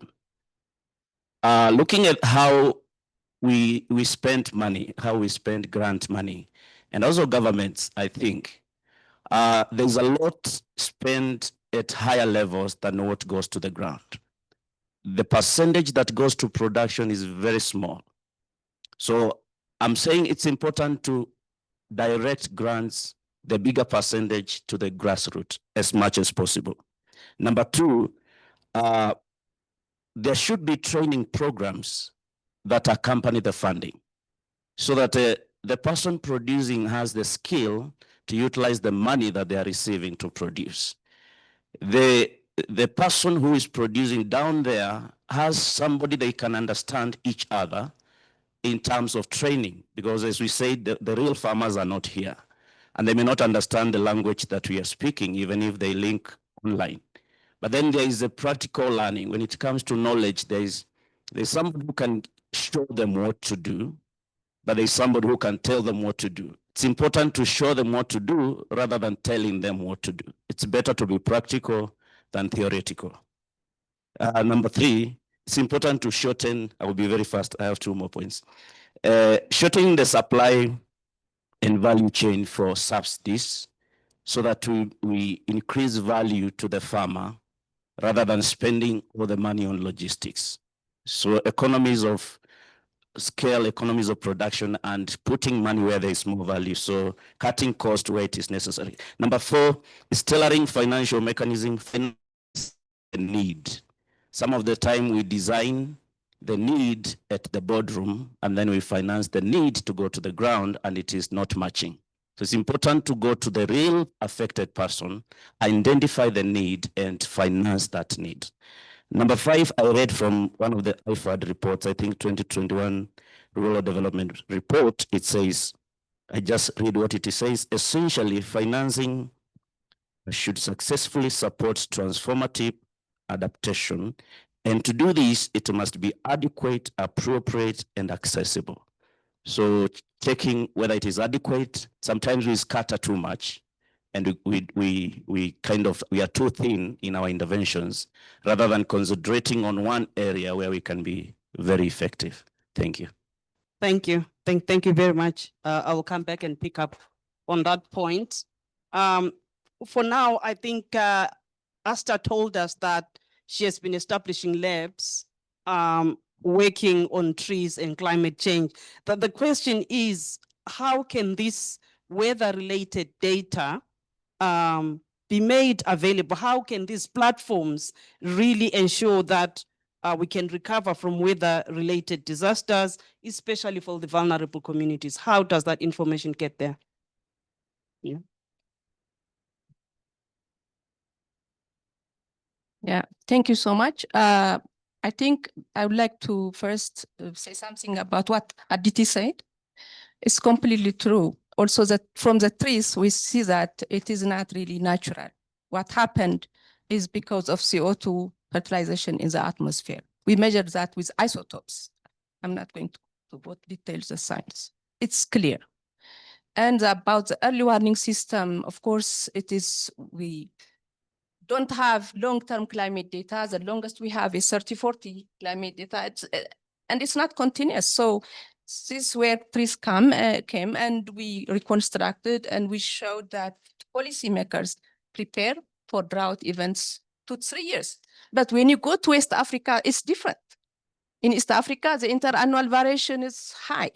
In West Africa, the decadal and multi-decadal is different. There is long-term drought and long-term wet period. So people are now talking about the green is getting wet, but how was it in the past? There was also wet periods in the past. So it's really important to prepare based on the context of this variation.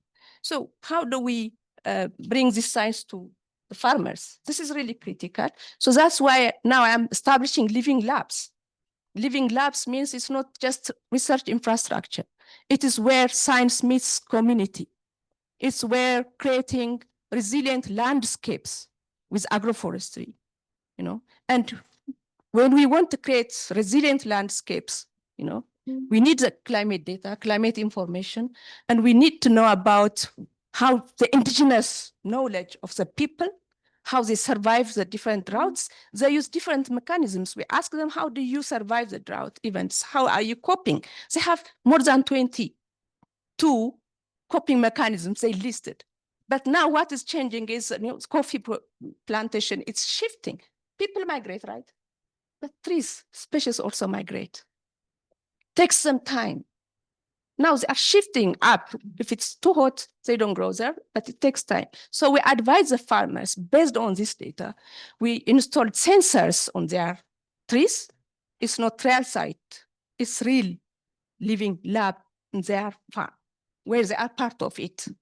So we bring policymakers. We bring the youth. One of the things they told us is that the youth, they are not interested in farming in agroforestry. This is where agroforestry is really a tradition, where agroforestry is recognized by UNESCO, but the youth are not, you know, taking their fathers and forefathers' signs because they see that the farmer's life is not changing. They don't want to be like them. They want to get more money. Someone said they want maybe not quick money, but they want money. So we are just creating green jobs. We are selecting species that they can give, you know, fruits and all that in 2 years, and so they don't have to wait for hundreds of years, and also to plant for the future. So it is where we bring people, we bring policymakers, we bring media and all that. And we install soil sensors, real-time data, every 30 minutes, what's going on, they can see it in their farm. So this is really critical. We do it in the traditional farming system. We do it also in the introduced agroforestry system so that farmers can, you know, protect and plant with foresight. So this is where we can support this. Yeah. Asta is saying plant trees for the future, not for now. So for now, yeah, No, don't discourage them. Yeah, trees can fruit in 2 years, 3 years. Yeah. So maybe let's just deal with the data and the data questions before we come to the response. So I think I'll go back to Jafet. Yeah. You have really talked a lot about how financing can go to the people, but we always have a problem of preaching to the converted. So how can these great discussions on resilience from us experts actually translate to action on the ground? I think that's a very good question, and we should all of us ask ourselves, how are the results of this meeting going to trickle to the ground? I will summarize by saying knowledge management.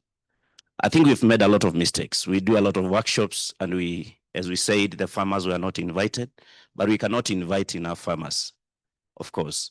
We have to generate the knowledge and make sure that there is knowledge sharing, knowledge repository, and that knowledge is accessible by the right person. If we keep on teaching people on resilience who are not going to practice resilience building mechanisms, we are going to fail. So I think we should have a component on knowledge management in whatever we do as development practitioners. And maybe by the end of maybe the other workshop like this, next year will be the last one on the resilience bit. If there could be some results on how that knowledge has been shared, if not, an action matrix on how that knowledge is going to be practically shared with the people doing the work on the ground, so that it can produce results in terms of building resilience on the ground, planting the trees, growing the food, saving the oceans, and building resilience even on humanitarian issues. Thank you. Thank you very much. Going on with the data and the research, Sebatao, how can the research, you said you are mapping coastal areas, the councils are using them, but maybe share a little bit more on how African governments in general can actually use some of this data to mitigate the impact of climate hazards. I have to change my language. Maybe I must just touch base on the terminology that's been used, and also to acknowledge some of the work that is being done by the IPCC. Dr. Asano talked about the IPCC and some of the work that they've been doing over the years. one, in trying to make sure that the terminology is standardized, and two, making sure that all the different sectors are involved in understanding and responding to climate change. And I think that's one of the issues that I think IPCC has addressed, and making sure that when we use the terminology here, we are standardized and we use it appropriately. And thank you so much for addressing that. And I think IPCC has done that a great deal. IP-BES, which is an equivalent of that in the biodiversity space, biodiversity and ecosystem services, is doing exactly that as well, in trying to make sure that the language is standardized and the use of terminology is standardized, both by making use of the expertise both from science and social science, and making sure that the scientists from different universities, from different research groups, from different knowledge systems are able to collate and assess this information on biodiversity and put it out there, that we can now sing from the same songbook in terms of the terminology that we use on biodiversity and ecosystem services and on climate change. So I think that's important in trying to address that. And I think this IP-BES and IPCC have tried to address those, and also have some linkages in terms of biodiversity and climate change. And then there was a question earlier on about the pollution, and then I just want to frame it in terms of pollution in general. And then plastic is just one example of pollution in the ocean, and that's exactly what we're dealing with in general, plastic pollutions. And I'm sure in the next assessments that IPCC or IP-BES do, pollution is going to be one of them, assessing the magnitude of pollution in different ecosystems, whether it's terrestrial or ocean space. And we're going to see a lot more on this from the ocean space, which we've been doing this research over the years in quantifying and assessing the magnitude of pollution in the ocean space, and tracking where all this is coming from. Not only from plastics, it comes from fertilizers that you use, it comes from some of the pesticides that you use. During COVID, we could see the magnitude of this in terms of the sanitizers that we have been using, and how they have been filtered and all of them been drained into the ocean space, and therefore causing E. coli, and therefore no tourism because people can no longer swim, and therefore ecotourism potential has been diminished, or people are no longer able to swim in those areas, or water is polluted, and when we are unable to utilize the water, or some of the corals have been bleached, and we are therefore not able to have some of this tourism in the ocean space and all of that.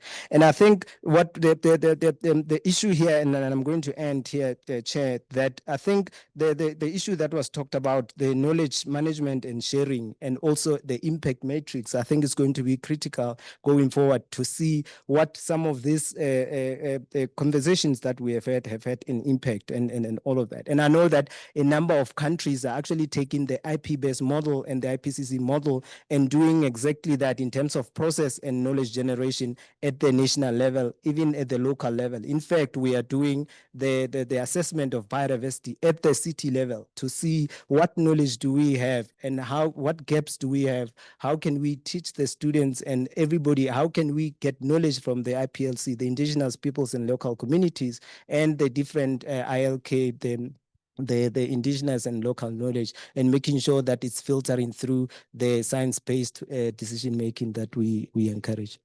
Thank you. Thank you very much. Maybe let's tackle the response mechanisms to Mamadou.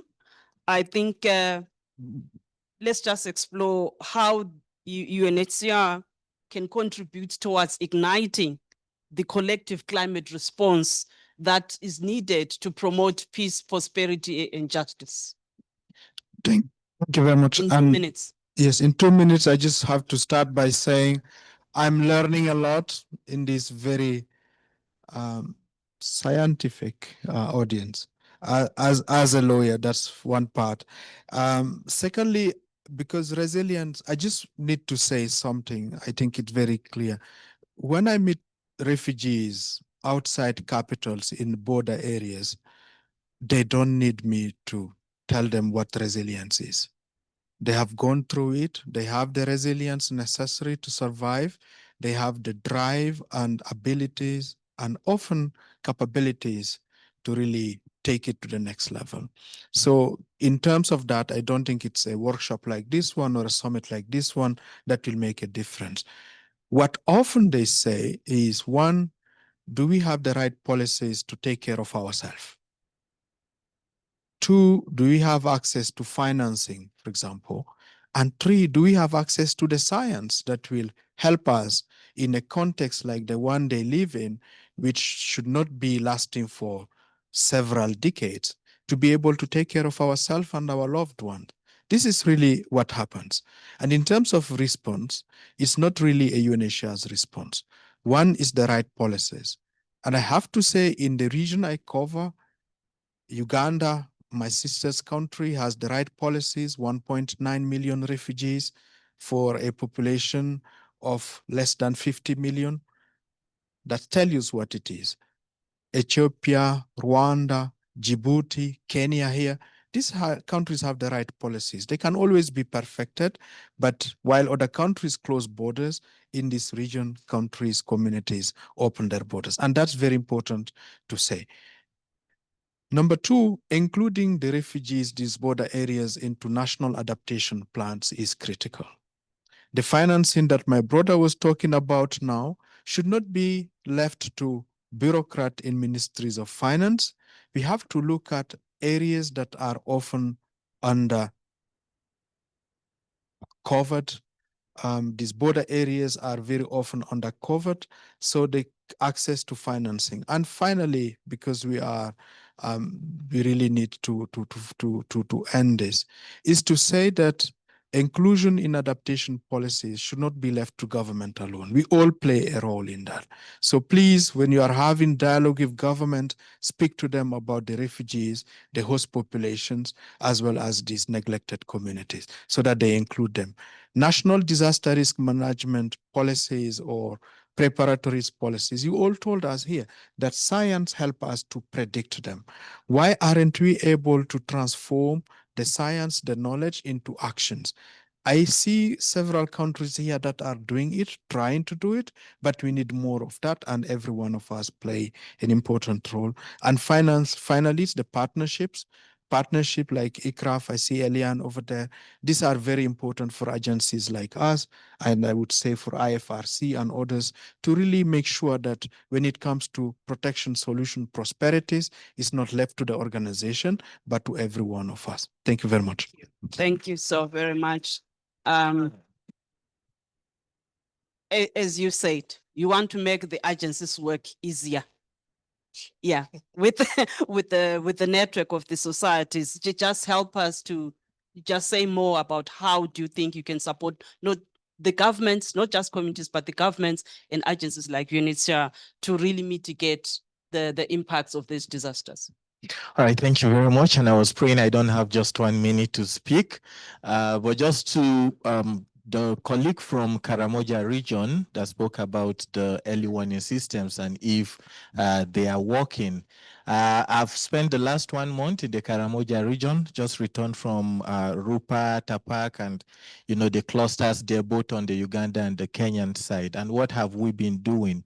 Working with communities to localize early warning. And I think this is one way to go in ensuring that early warnings really work. When I say localize, I'm not talking about indigenous early warnings, right?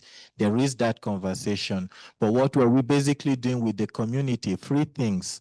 We were accompanying them, we're enabling them, and we're connecting them through the IFRC tool of enhanced vulnerability and capacity assessment. So what basically are we doing with them? The first, to understand their hazards.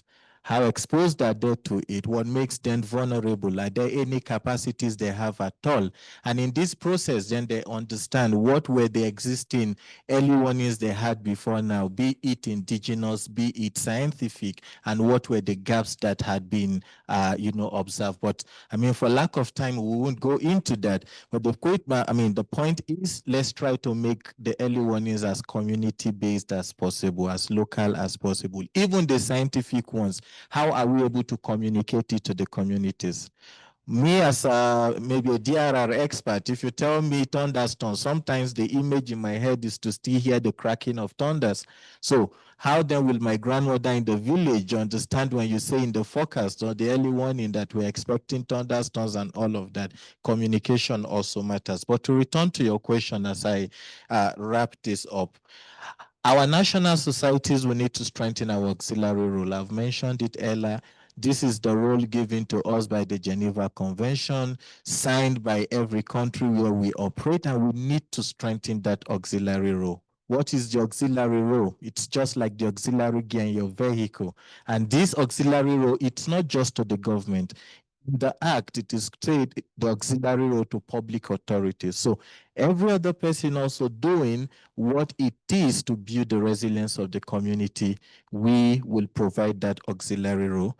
And rounding up, building resilience isn't a project. So let's not approach it as a project, but let's also see it as a commitment where we work with communities before, during, and after crisis. And this in such a way that it is locally led and it is future oriented. Thank you very much.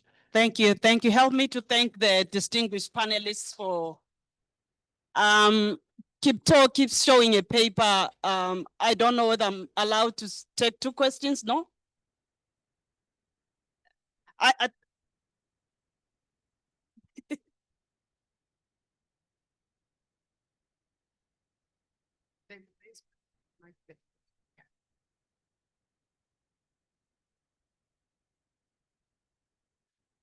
no.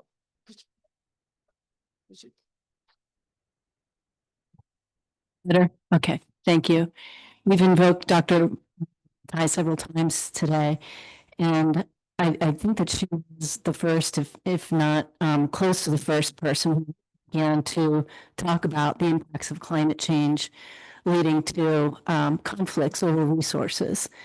And as we've talked about these impacts on food production and drought and floods and often the fact that we have this is something that happens in my state, development in places where it doesn't belong. I'm curious how you see that manifesting, how you think about voluntary retreat as a way to deconflict, a way to work in advance, to have plans in place to share resources, to reduce the possibility of conflict as these anticipated events unfold, like drought. Thank you.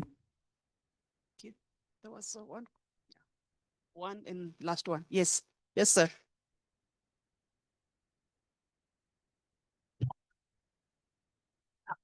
Thank you so much. My name is Desderi Moses from Tanzania. And mine isn't a question, but also to add up on pace about early warning action. Back in Tanzania, I work with Tanzania Meteorological Authority, and I'm also a TMA focal point to Tanzania Red Cross, where we have been working together with Tanzania Red Cross with the flood-prone areas called Kilosa, where we have successfully managed to develop an early warning action.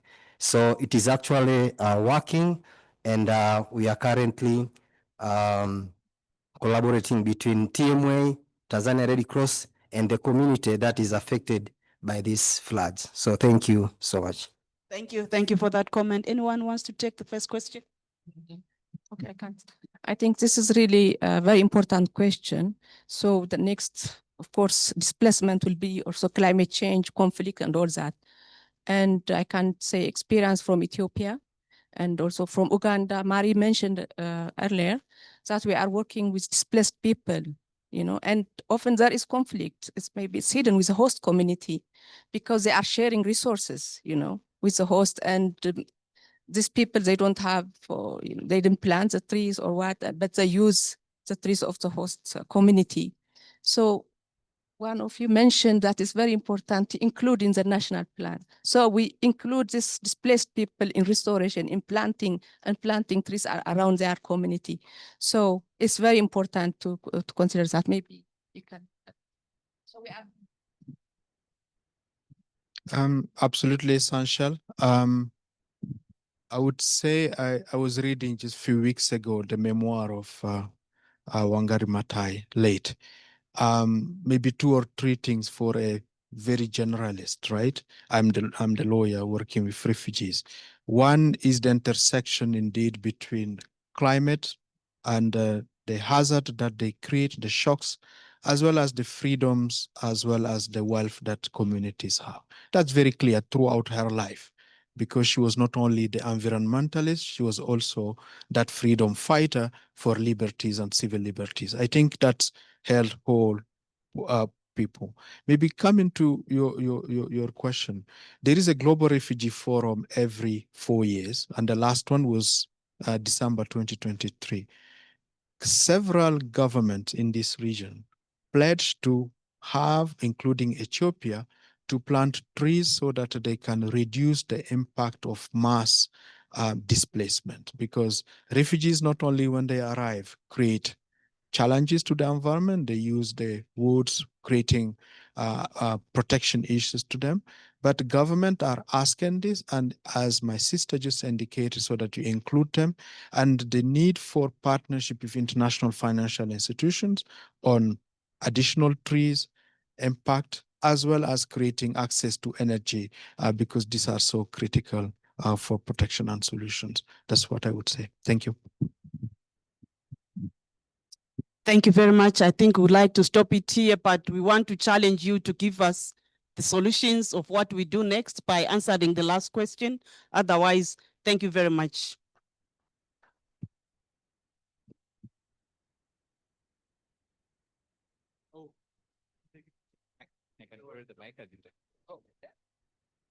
Thank you so much. Do you want to appreciate them more? Oh, your question. So we are running out of time, and today I'm the bad cop. So in case we rub shoulders, I am so sorry. It is not personal. So what you're going to do next, I'd like us not to sleep, and I'd like us to take only 1 minute to engage with each other. And I have this question. So I'd like you to ask this question to someone you don't know and you've not spoken to today. And the question is, what's one thing you believed as a child that you now find hilarious? What's one thing you believed as a child that you now find hilarious? So I'd like us to stand and you just take 1 minute to just ask someone you've not spoken to today. Feel free to stand up and ask someone the question. We can all stand for a minute and then we'll take our seats.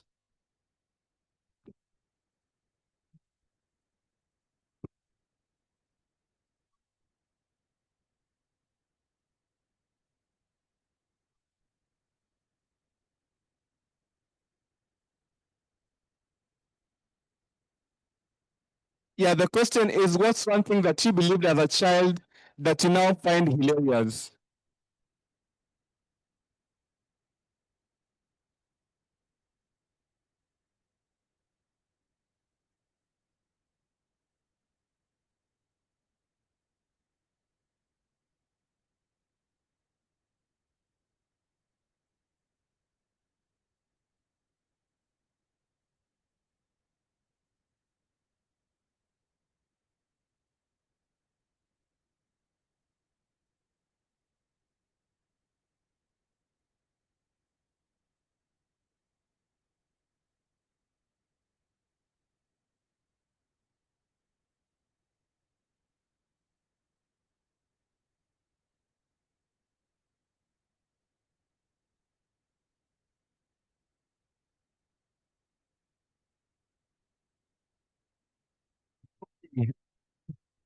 So we can resume, we can continue with our sessions.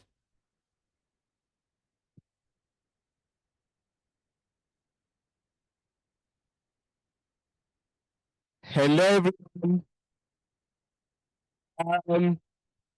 So we can continue.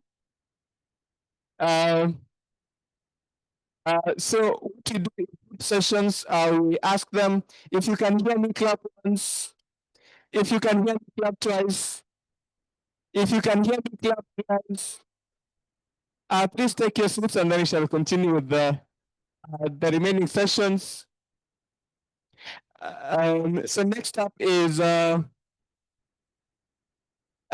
session on, so earlier today we were talking about the MAST framework, and the next session is going to be focusing on societal transformation, building resilience with stakeholders in multi-level governance.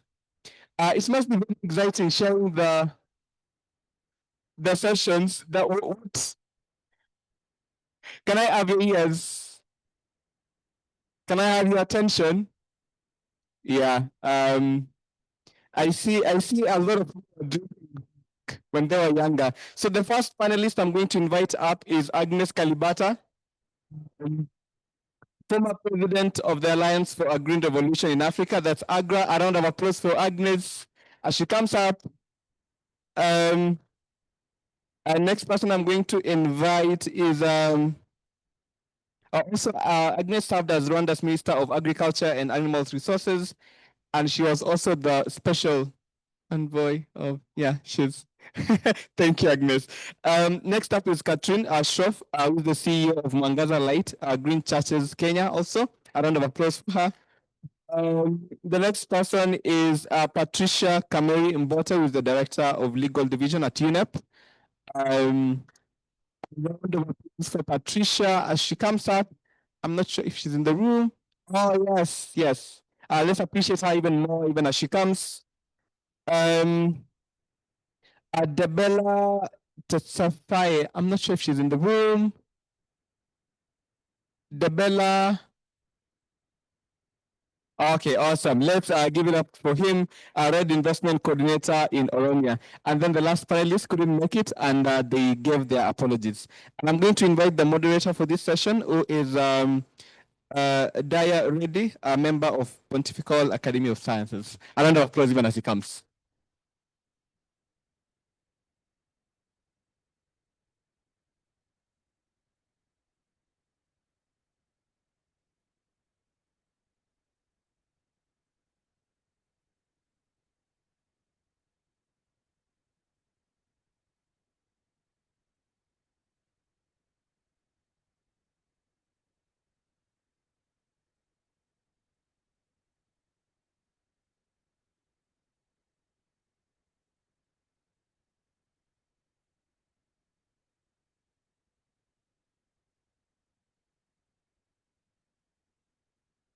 So we're strategizing beforehand. Good afternoon, everybody. It's wonderful to be here, and we've had a most engaging day so far. Some wonderfully insightful sessions, lovely discussion, and unfortunately, we've run out of time with almost every session and have not been able to really get to grips with some of the issues or the questions that have been raised.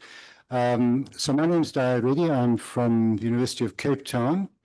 I'm also a member of the Pontifical Academy of Sciences, and I'm very pleased to be able to moderate this session. Let me just mention, you see the names of the panelists up there. Ms.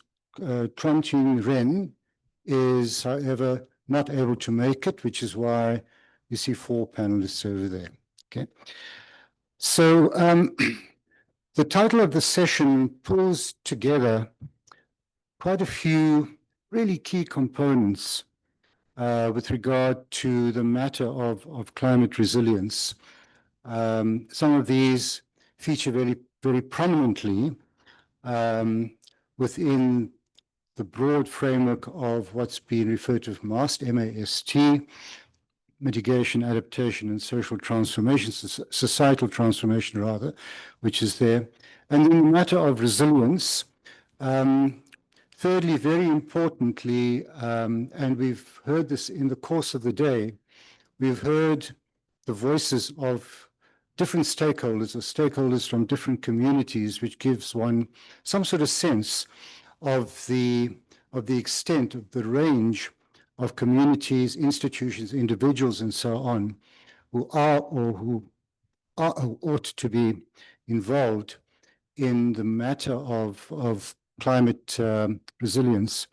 And then finally, the whole business of governance, policies, implementation of policies at different levels. How do we interact?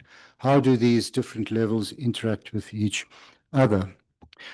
So we've heard today more than once that Africa is the continent that is most vulnerable to and most affected by climate change, despite the fact that the continent's contribution to global greenhouse emissions is, well, it's minuscule.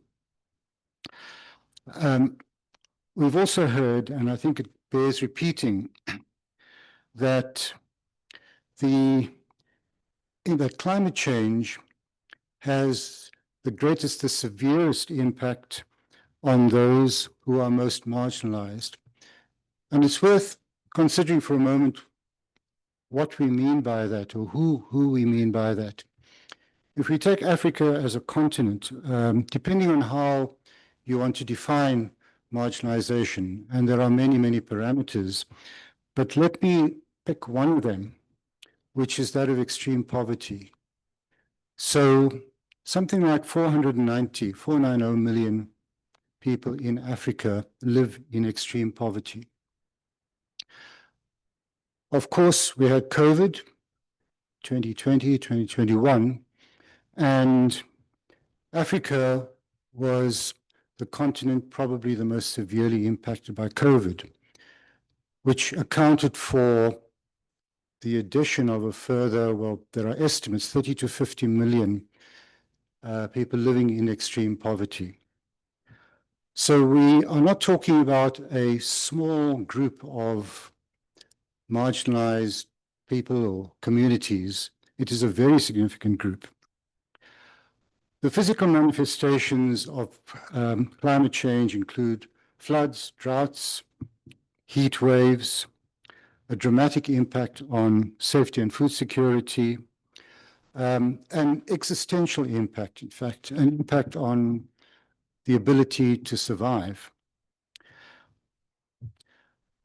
So let me turn then to the key components of the title of our session, by resilience. I'm sure we all do understand what it means, but let me just reiterate that we understand the need to, first of all, anticipate threats and risks, to prepare for these, to adapt to these, respond to them, and then to recover and to rebound. So in a sense, it's the opposite of being fragile or being vulnerable.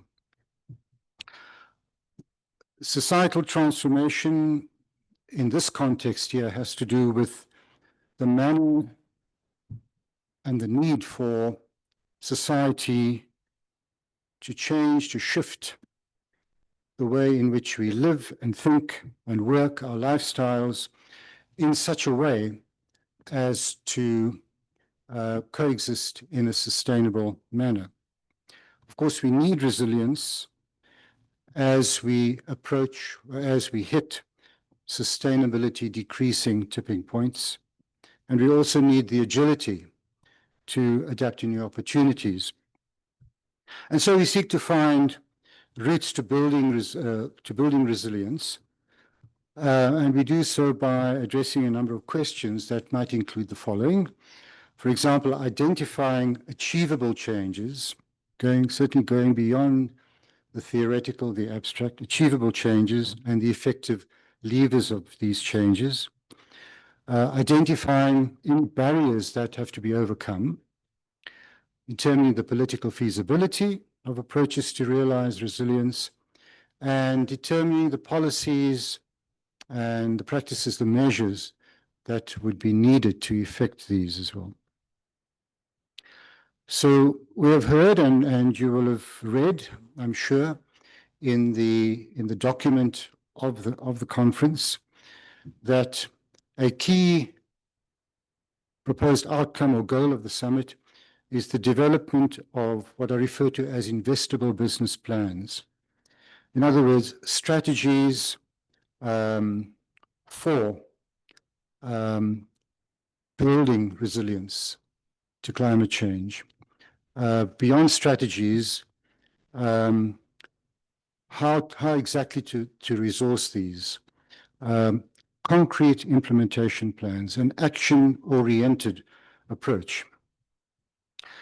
Measures to build capacity, and I'll come back to that.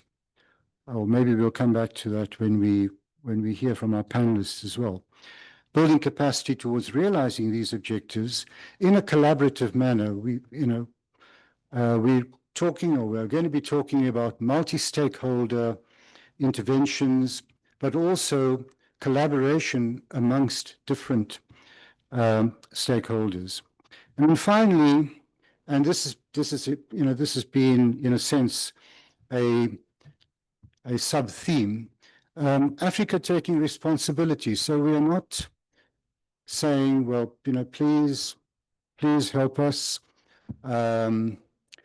We are facing these existential threats and so on. Question is, what are we going to be doing about it? What is Africa going to be doing to take the lead, to take responsibility? So, of course, with regard to stakeholders, there is a very long list that would include policymakers. We've heard from representatives of legal and regional governments, civil society, faith-based organizations, non-governmental organizations, and of course, intergovernmental organizations as well, and not least youth. So let me come to our panelists. I'll introduce them again, although you have it up there. So Agnes Kalibata is the former president of AGRA, which is the Alliance for a Green Revolution in Africa. She served as Rwanda's Minister of Agriculture and Animal Resources, and was also the special envoy of the UN Secretary General for the UN Food Systems Summit. Then we have Katrine Schroff, who is the CEO of Mwangaza Light Green Churches Kenya. Patricia Kamari-Mbote, Director of the Legal Division in UNEP, United Nations Environment Programme, and Bella Tesfaye, the RED Investment Coordinator, ROMIA, RED standing for Reducing Emissions from Deforestation and Forest Degradation. And as I indicated earlier, Ms. Wren is not able to join us. So I'm going to kick off with a round of questions to each of our panelists. And Agnes, I'll start with you, if it's okay. So you've worked in the agriculture sector for a long time, and you've often spoken about, written about the critical role that smallholder farmers play in feeding Africa. So the question is, how can smallholder farmers, how can we ensure that smallholder farmers are included to a greater extent in decision-making at different levels of the food system? This is on, right? Thank you. No, and thank you for the question. And let me just also thank the Pontifical Academy for bringing us here today. It's not every day that you find yourself sitting next to religious people, lawyers, and practitioners in the industry. It's very important because of what we saw in the Food Systems Summit. I don't think that there's any area that is more polarized than the food system. Everybody has an opinion on what needs to be done, and for good reasons. We all eat, we all care about what we eat, but it's also a livelihood, it's a source of income, it's businesses for us and all that. So this is really a critical moment for us to be having conversations based on where our faith are at, what we do for a living, what we eat, and everything that we care about. So I hope that we can really get to the bottom of some of these issues. Especially now, climate change, you mentioned it, right? Is disrupting everything as we know it. We agreed that the food system is broken, right? So if we need society transformation, it starts there. We are touching millions of people, 441 million people in a food system that produces more food than it needs. Remember, we are wasting trillions of dollars worth of food. So the transformation needs to happen in the food system, but it begins with how we think about ourselves and our role in the food system. So for smallholder farmers, for me, society transformation is about moving them out of poverty. How is it possible that people that are feeding us, people that are doing the most, people that have this land, people that work with this land are probably the poorest on our continent? How is it that 65% of every country, at least on this continent, is in farming, and is in farming that is really not what our children and our youth want to do? It's in farming that they want to run away from. It's in farming that we call, or the 60-year-old people that are in farming. So this is something that we need, that is the basis for how we need to think about transformation.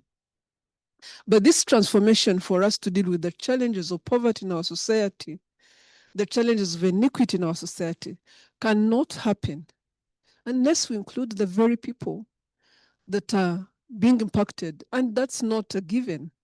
When you're a minister like I was, sometimes you feel like you've done the science, you've done the whatever, you know the answers, you go out there and you want to change people. You want to transform people. You want to give them solutions.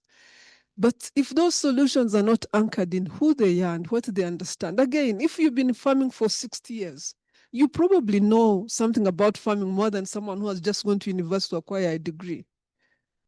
And we need to start building that level of transgenerational, but also intergenerational, but also multi-level interaction and engagement that allows us to bring farmers at the table in farmer forums, that bring farmers with leaders to make sure that the conversations we are having are building on the knowledge that these farmers have, to make sure that the knowledge we are bringing to farmers, there's beautiful and great knowledge out there that we need to be bringing to farmers in terms of technologies, in terms of innovations, that they've had a chance to engage with them and understand why we are bringing them, and understand why they must incorporate them in what they are doing. That the decisions they make are very critical to their lives, but also to lives of other farmers. I've seen a farmer who tells you, oh yeah, I use pesticides in these bags. I use PICS bags. I mean, on this food, I use PICS bags on this food. And you're like, why would you do that? Like, this is for my family. This is what I sell. But if this farmer understood that what she sells is killing other people somewhere else, she probably wouldn't do it. We need farmers to engage them at the production ecosystem so that they can be able to embrace those technologies, but we also need them to help us shape policies and strategies, to help us shape budgets. So they have to be in conversations where budgets are being discussed. And you find here in Kenya, actually, it does a very good job, as the governor was saying earlier. You find that farmers, private sector SMEs are included in what we call CASCOMs, is it CASCOM and JASCOMs? These are discussions where we are actually having debates around what budget should we use in the agricultural sector next year, what investments do we put where, and also what policies do we need to be putting in place, and we are getting their feedback and input to be able to design good policies. So this multi-level engagement is already in action. In the food system, it was very clear. The farmers' voice was brought forward. In fact, the World Farmers Association calls them they call them what? Co-leaders. Smallholder farmers are co-leaders in the food system that we are working with, and their views are extremely critical to where we take the food system. So it's really important as we start thinking about how we transform our societies. And again, why would we be transforming if it is not to deal with the challenges of poverty that we have, if it is not to deal with the challenges of inequity that we have, if it is not to deal with the challenges of a dysfunctional food system? We must include the people that are involved that are working in the food systems the most. And the opportunities, there are lots and lots and lots of examples at different layers, like I just gave you examples. There are lots of examples at the production level. We see these in farmer field schools where farmers are taking up technologies very easily. We see these in policy initiatives where policies that are shaping gender-based budgeting is informed by women and the challenges they face in the different groups. We see these in policies that at national level where farmers, when given the opportunity, are actually helping leaders decide what type of policies and how to shift and change policies so that they can respond to the very challenges communities are working with. So again, for me, this is an opportunity for us to discuss the type of directions we need to take, and there are many, but we must prioritize, but we won't have any success in any of that direction that we take if we do not include multi-layers. We have had incredible success in rehabilitating the Kakamega forest here in Mount Elgon. It was done because farmers were shown how to reduce the amount of land that they were putting in food into half, intensify on one half, and produce forest on the other half. When they were shown that it's possible and they could earn more than they were earning on the whole plot, they were able to reduce that land and be able to put the other land into forest. So we can transform how we work. We can transform our societies, but we must be prepared to involve stakeholders. And in this case, the only stakeholder I care about, I'm joking, is the farmer. Really a very critical part of our ecosystem today. Great, Agnes, thank you very much. So from what you're saying, there certainly are examples of this kind of inclusivity. And the question really is how one amplifies these and extends it to the extent that it becomes almost the norm. I've got a question for you of a slightly different nature to do with smallholder farmers. In the session before lunch, there was a discussion, comment, I think, around farming and mining, working with the earth and the fact that it's unattractive and so on. Whether or not that is the case, one finds, certainly in South Africa and probably other countries as well, growing urbanization and fewer people going into farming. We have many of those who are farmers, small or otherwise, giving up farming because it really is tough, particularly in drought-prone parts of the continent. What do you think can be done to encourage young people to go into farming as a career, to become smallholder farmers, and really to increase the numbers? So the picture that I have is that almost of an ecosystem of loads and loads of smallholder farmers who play a pivotal role, together with, of course, the big commercial farmers and the like. So one of the things that makes smallholder farming unattractive is because I think one of the youth that was here in the morning talked about it, is because today, in many of the things that farmers do, it may not be profitable. Either the lands are too small for them to be profitable, or the odds, it's about drought, it becomes extremely difficult. Access to finance becomes extremely difficult. And someone during lunchtime was telling me that commercial banks, much as we might push them, are not actually designed to fund farming. Because, I mean, the way farming is today, it's not their job to subsidize how we get financing from commercial banks. So it has to be profitable. If we don't make farming profitable for young people, they will not join. And it doesn't matter the size of the land. There's something profitable that can happen on that land, depending on the design And this is also where we need to involve farmers, depending on the design of what you're trying to get them to do. There are different types of farming. In Rwanda, for example, even here, you have lots of young farmers involved in vegetable farming because the market is there. They live around Nairobi city and the market is incredible for vegetables. There are others that are in spices. There are others that are in chilies. There are others depending on the size of the land. So the thing here is it has to be that the business the young people are involved in is profitable. It has to be the market is available. It has to be that the knowledge that they need to be able to do farming as a business is accessible. It has to be that the technologies they need to make it easy and not difficult as we know it is accessible. So today we live in a time where all those things are possible. It's possible to have a good technology that fits the type of land you're working in. It's possible to have drought-tolerant maize and grow it in a drought area and be able to have a crop. It's possible to do a small-scale irrigation ecosystem that doesn't have to be part of a major irrigation system that is designed just for your area and be able to be profitable. But again, it depends on how the system is designed. So you'll find that the largest part of working in this ecosystem is how we involve the communities we are working with in the design of the programs that we want them to participate in. Whether they are youth trying to engage in agriculture, it has to be that you've involved them. It has to be that you've agreed on the profitability of the ecosystem you're talking about. And it has to be that actually it is profitable. Otherwise, they will not engage. Sure. Agnes, thank you very much. I'd like to turn next to you, Patricia, and ask you about, it's a question related to UNEP.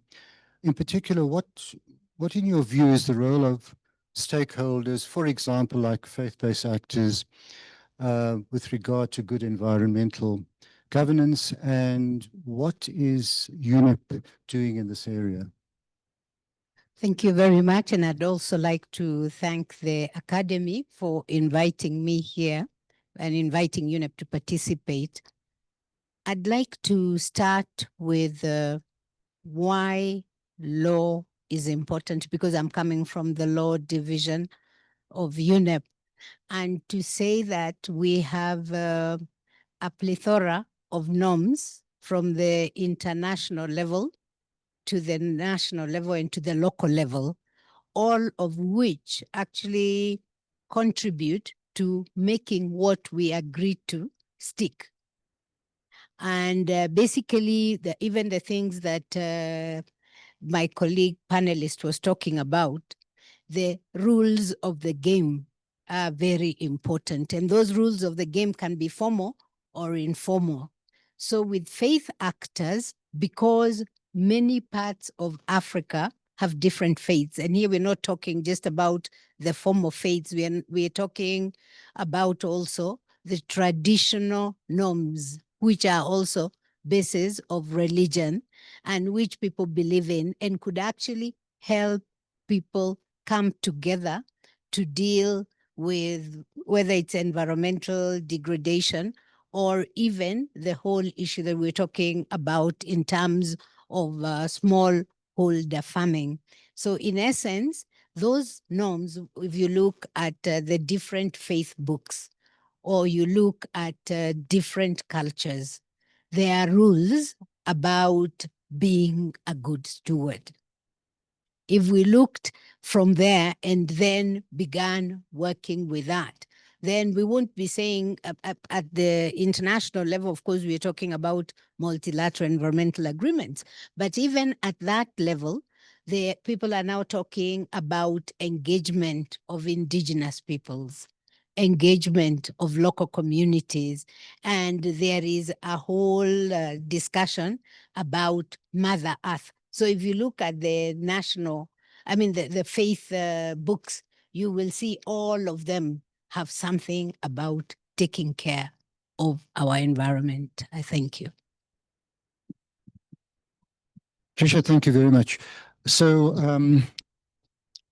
just following on from some of the examples that you've given, it's a question of a practical nature. in what ways does UNEP, shall we say, interact with these different groups and communities? So UNEP has a very vibrant major groups community, which includes groups of local communities. We also have a very vibrant Faith for Earth initiative, which looks at how faith actors can contribute in different ways to the environmental agenda. And here again, I think we've been a lot inspired by Pope Francis's Laudato Si and Laudato Deum, basically care for a common home. But there is also an equivalent in Islam, Al-Mizan, which was actually developed by our Faith for Earth initiative. And it is in looking at those, we are looking beyond formal norms. I think at the beginning I said we work with member states who are working on international treaties, but international treaties are so high up and the things that people are doing are at the local levels. So how do you bridge between that high level and the local level and the norms that people have, the religious norms? Whether you're talking about financing, we also look at how can faith actors influence finance actors to only contribute to good and not to harm the environment. Thank you very much. Katrine, I'd like to pose a question to you with regard to societal transformation through church-based environmental stewardship, which we've heard a bit about now. So in your work with Green Churches Kenya, you're promoting societal transformation by guiding churches toward more sustainable operations. Can you explain how the church's moral and spiritual influence is being harnessed to drive climate change adaptation, and specifically why you're developing a theology of clean cooking as a pathway to building climate resilience in both rural and in urban Kenyan communities? Thank you. I would like to start by saying thank you to the organizers for inviting me. I'm originally from Denmark. I spent my formative years here in Africa in a Catholic mission in rural Uganda. And to sit here today and speak to you, it's a real honor. So thank you. I'm trained as an anthropologist and I run a social enterprise called Mwangaza Light. We partner with churches on energy access, climate action, and women empowerment. And we have designed an initiative called Green Churches Kenya, where we are working with churches to grow their environmental stewardship and for the churches to lead a transition to clean energy. The way that we work is we work on changing the church. So very often we talk about faith-based organizations are doing something for someone else. And that's also what we are trying to do, because we are trying to solve a bigger problem. But we believe that we need to start with the church. We need to start with the theologies that are being preached from the pulpit, which is why we start with eco-theology. So our starting point is Genesis 2:15, that God put human beings into this world to till and tend the land. We are stewards, we are people who care. But as was also said earlier this morning, it's very important that we have the conversion in the heart, that if we keep climate change and all the work we do in our heads, we will not actually create that societal transformation that is required. We need to feel it in our hearts. We need to be faith-driven in the sense that it will motivate us to change. So we work with theological colleges on bringing eco-theology in as a new subdiscipline in the theological training in Kenya. We train clergy that are already working. We have developed a small handbook series on church and climate action that focuses a lot on the theology. And it focuses on the theology because it's the ideology that gives us an identity. We work a lot with the Green Anglicans movement, and the very first slogan we had was, "I am a Green Anglican." It's that identity that I believe is also very profound in the Laudato Si movement. From the identity, we work with institutionalization. We work with making environmental policies in dioceses so that they make it part of their operation, part of their strategies. So changing how you work as a church, that's where we are getting at. It's not an event. Doing climate action, it's not something you do on a special Sunday. It's something you do in everything that you do. We work a lot on tree growing. With tree growing, we work not only on actually growing the trees, but also very much how do we think about trees? Because we have learned that, for instance, today we talk about trees as we see peace, we see stability, we see a future. But many people here, they see firewood and they see timber. And I have learned from women here on how to assess how long can you cook with a tree, right? How much firewood is it going to give you? So we can plant a lot of trees, but if we then don't take care of the trees, we are actually not getting very far. To give you an example, at one diocese, one Catholic diocese here in Kenya, we are doing some mapping of their institutions on their cooking. And our assessment is that they probably cut down somewhere between 225,000 trees and 250,000 trees. That's one county. There are 47 counties in Kenya. So why are we talking about a theology of clean cooking? We do that because we are not just trying to transition clean cooking in the sense that of transitioning households and institutions from one form of cooking to another. We actually want it to be much bigger, that it's part of who they are. I'm a smart woman, that's why I'm cooking with electricity. We have problems in Kenya where to be a woman, the notion of being a mature woman is actually someone who cooks and who bears children. So that means, and there are notions that a woman should struggle in the kitchen. A woman should sweat in the kitchen. Her eyes should burn. She should really sweat. She should be very tired when she comes out from the kitchen. That's a good woman, right? So when we in the clean cooking, we say, well, this is smart. You're going to cook fast. You're not going to spend much money. Many women are saying, but what will my husband say? And that's where the church has its real role, because in the church, we can talk about culture. We can talk about notions. We can talk about mindsets. And we have women who meet every single week. Because if we want behavior change, we need to have to create these spaces where people can actually talk with each other, they can share, and we can slowly change mindsets so we can change behavior. Thank you. Thank you very much, Katrine. It's interesting,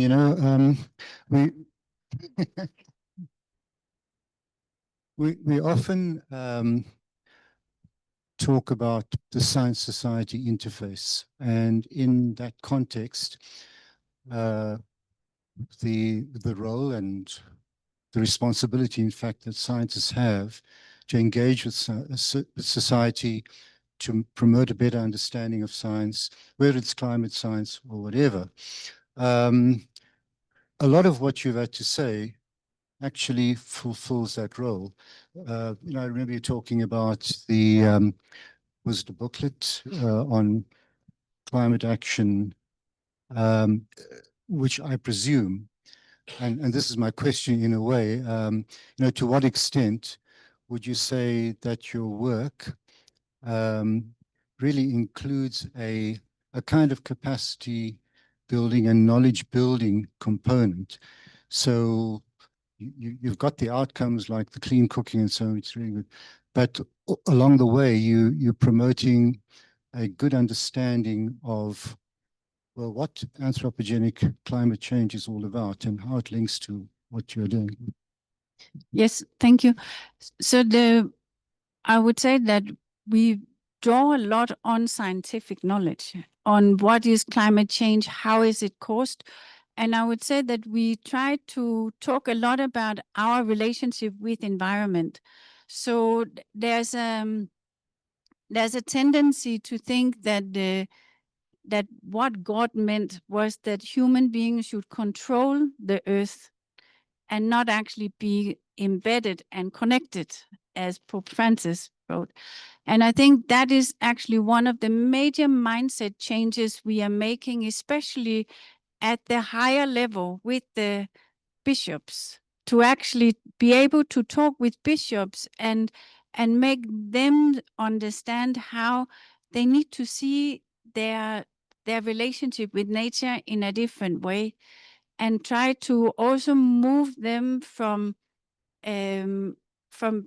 that to that their legacy is another mall or another guest house or another school, that maybe their legacy is to transition their kitchens. Or maybe it is that when they build that mall, then they have actually calculated how many bags of cement and all that, how much pollution are they actually impacting on God's will.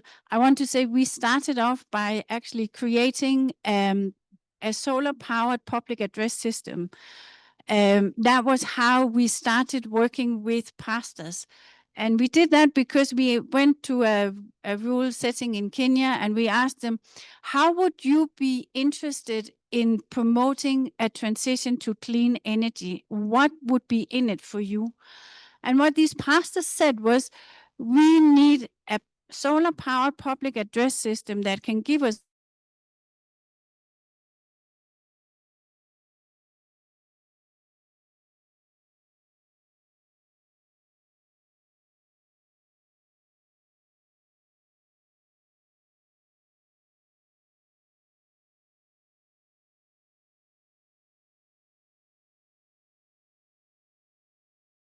chief frame was, do you pollute when you praise?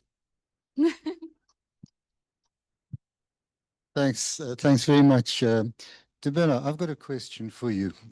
So as I understand it, your work, your activities are around reducing emissions in Oromia. I'd like to know, I think we'd all like to know a little more about it. Also, in what way or to what extent you engage with a range of stakeholders at different levels, and how does it all work? Thank you. Thank you. Good afternoon. I'm very glad to be here today. So I'm going to give you a highlight about Oromia Red Investment Program.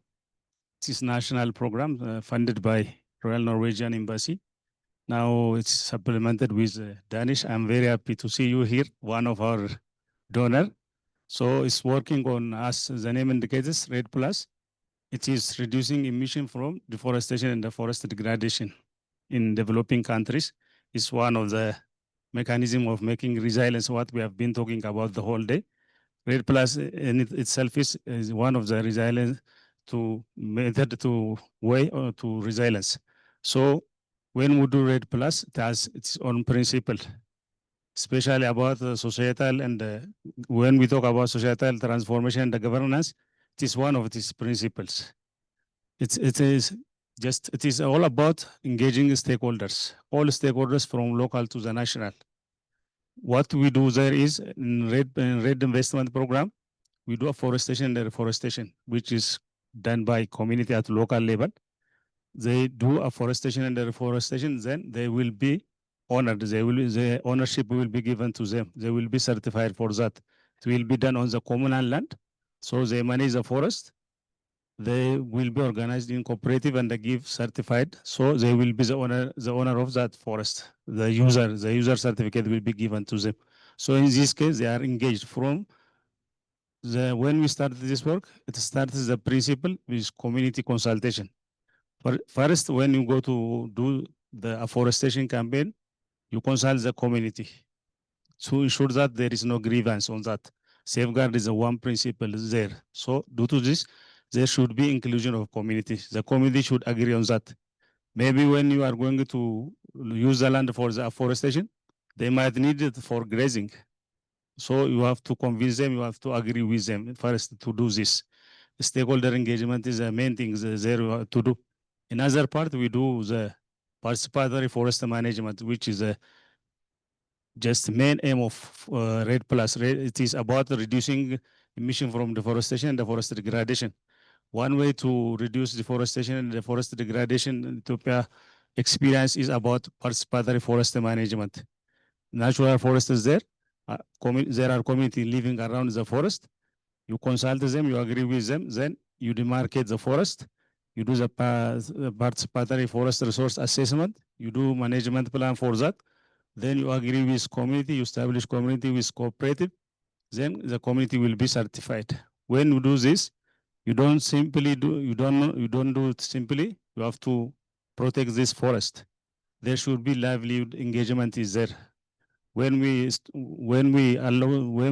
don't allow them to use that for forest resources, we have to give them another opportunity of livelihood to the community. So we discuss with the community on the issues. Then when we agree, we hand over the forest to the community. There will be signing agreement will be done with government and the community. After all, the community will be the guard of the forest. Even in case of any violence, they have the right to put it at the court. So in this case, they are engaged in that. Everything RED Plus done is with community, with participation, with transparency, with accountability. So the inclusion there is very good. This is what I have to say. Thanks very much. Very interesting. So you've talked about the community. So you have this interaction with the community and eventually you have agreement around deforestation and so on. So who exactly comprises the community or represents the community? You know, because I would imagine that, as you've indicated, there may well be situations where this is contentious. And so it would be really important to have the appropriate and the broadest possible representation amongst those with whom you are engaging. So if you could just clarify some of that, yeah. Yeah, when we say community, when we conduct a discussion with the community, they will elect their representative. They will have committee, will be responsible for that. You cannot communicate with this all every time. Yes, there should be a few members elected by the community themselves to deal on behalf of the community. And also, even as when there are different layers of government, when you go to down Kabale, there is the Kabale chairs who represent the community. And that way, it goes to the national, from the local to the national. That is how we deal with them. Okay. So they've got a mandate, have they? Or do they have to go back and say, look, you know, this is what, this is what's being proposed? Does it get complicated? Or? No, it does not get complicated. Once the community come visit, it does not get complicated. But what is difficult is convincing the community. Yes, yeah, of course. Good, thank you very much. Okay, friends, colleagues, so you've heard from our panelists and we've had a bit of back and forth with the panelists. We do have some time for questions. Let me see if there are any hands at the back. Thank you. Please go ahead.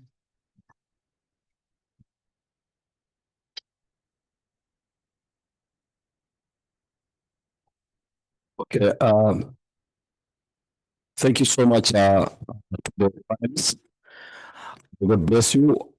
I'm so happy with how you tackle issues, especially how you talk about and you make religion very easy for people to understand, especially when you ask them, do you praise the God and at the same time corrupt the earth? I think that's a great and noble idea.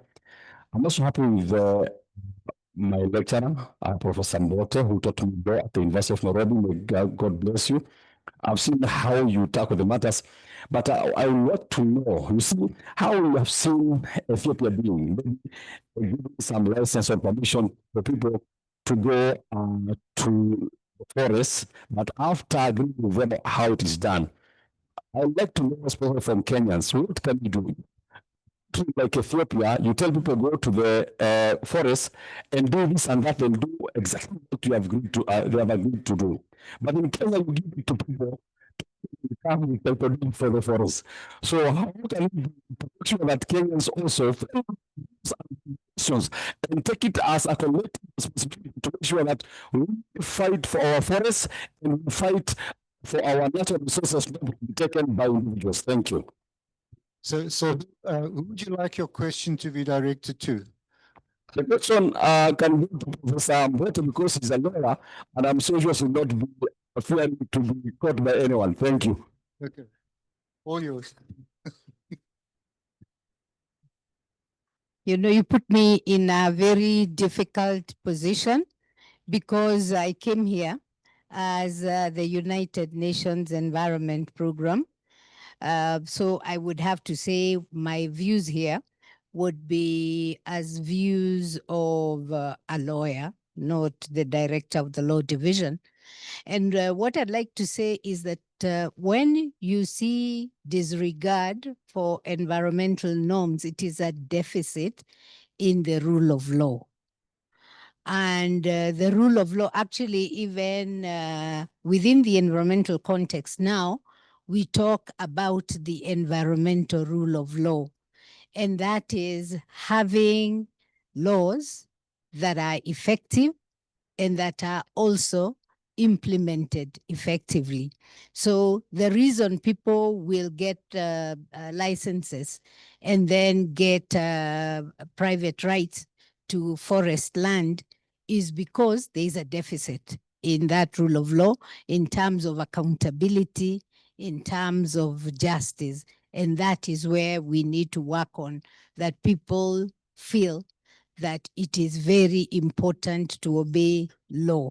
And there are studies on countries where rule of law is very highly regarded, and others where it is not. And where it is not, then you have the kinds of instances that you're talking about. Thank you. Thank you. Thanks very much. We've got a hand here. Please go ahead.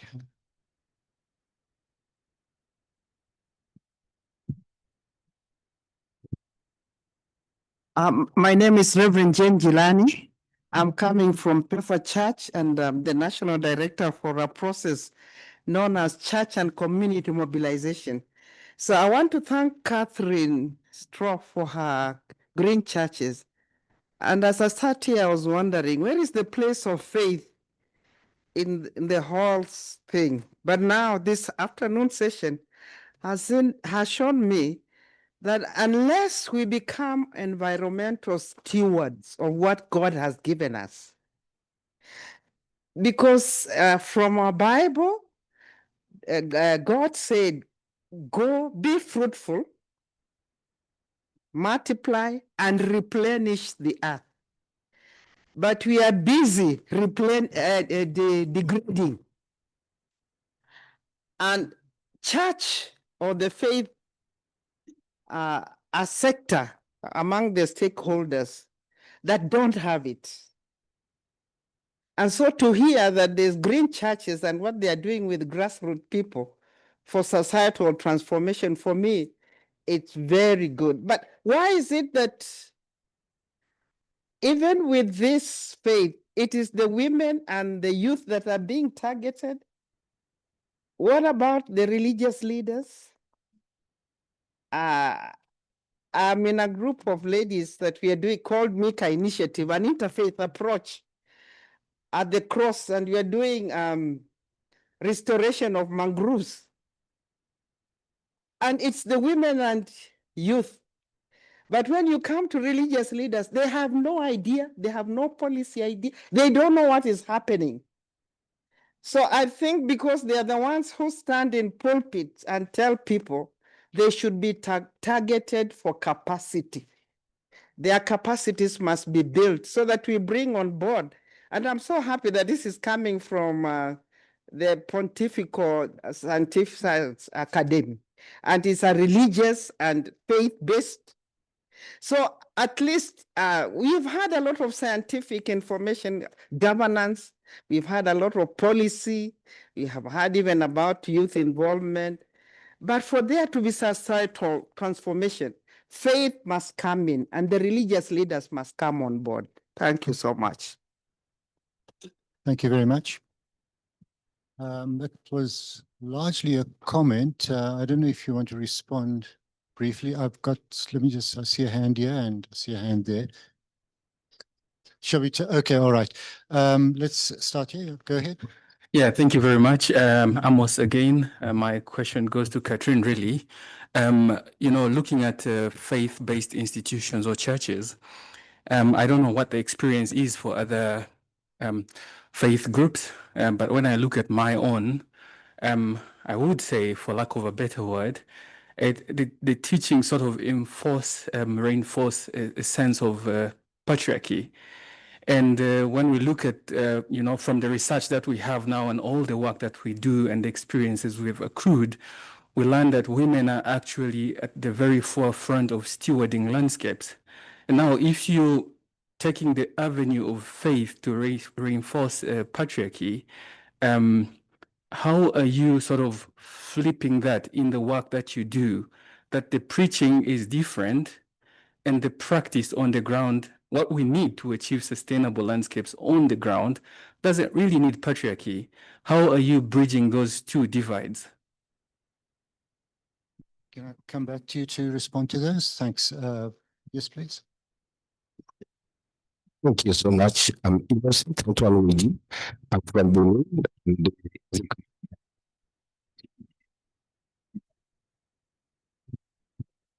Something to my question. The key element that we can use to transform our society and transform the communities. Because sometimes what Catherine said that they are using music to mobilize communities. We had some of the program, one of the program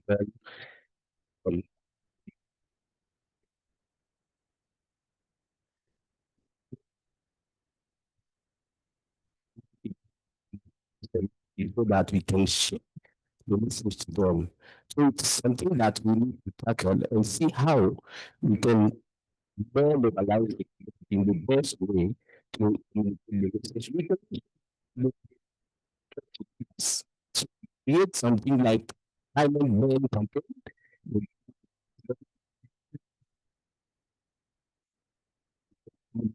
That is the first thing that we can also use. My question, Madam Catherine, what is the difficulties that you have? Thank you. Yeah, thank you. Let me start with my old friend Jane, whom we used to work with on the coast, and we have left her a little bit, and I'm sorry about that. I think that we work with the church leaders. So the way we work is we work from the top. So we start with Archbishop, we then go to Bishop and his team, and then we go down to the departments, and we go into the women's structures and the men's structures and Sunday school. So that's what I have learned, that with a church, always start from the top, make your way down. So we work, and the clergy are the core of the church. They are the gatekeepers of the church, but they are also the speakers and they are the leaders. So we need to work with them at the core and change how they think of environment. That when we take it serious, it is in the church constitutions. Someone also mentioned that this morning. In the Anglican Church in 1992, the global church added taking care of creation and as the fifth mandate. It is the same for the Methodist. Of course, it is in the Catholic Church.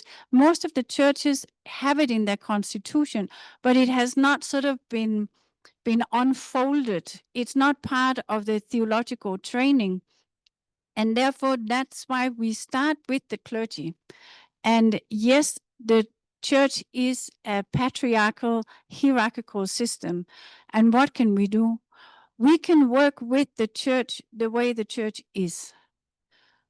Then what we can do is when we have worked well with the church leaders that are often men, then we work with the women associations, because the women make up more than 70% of the church.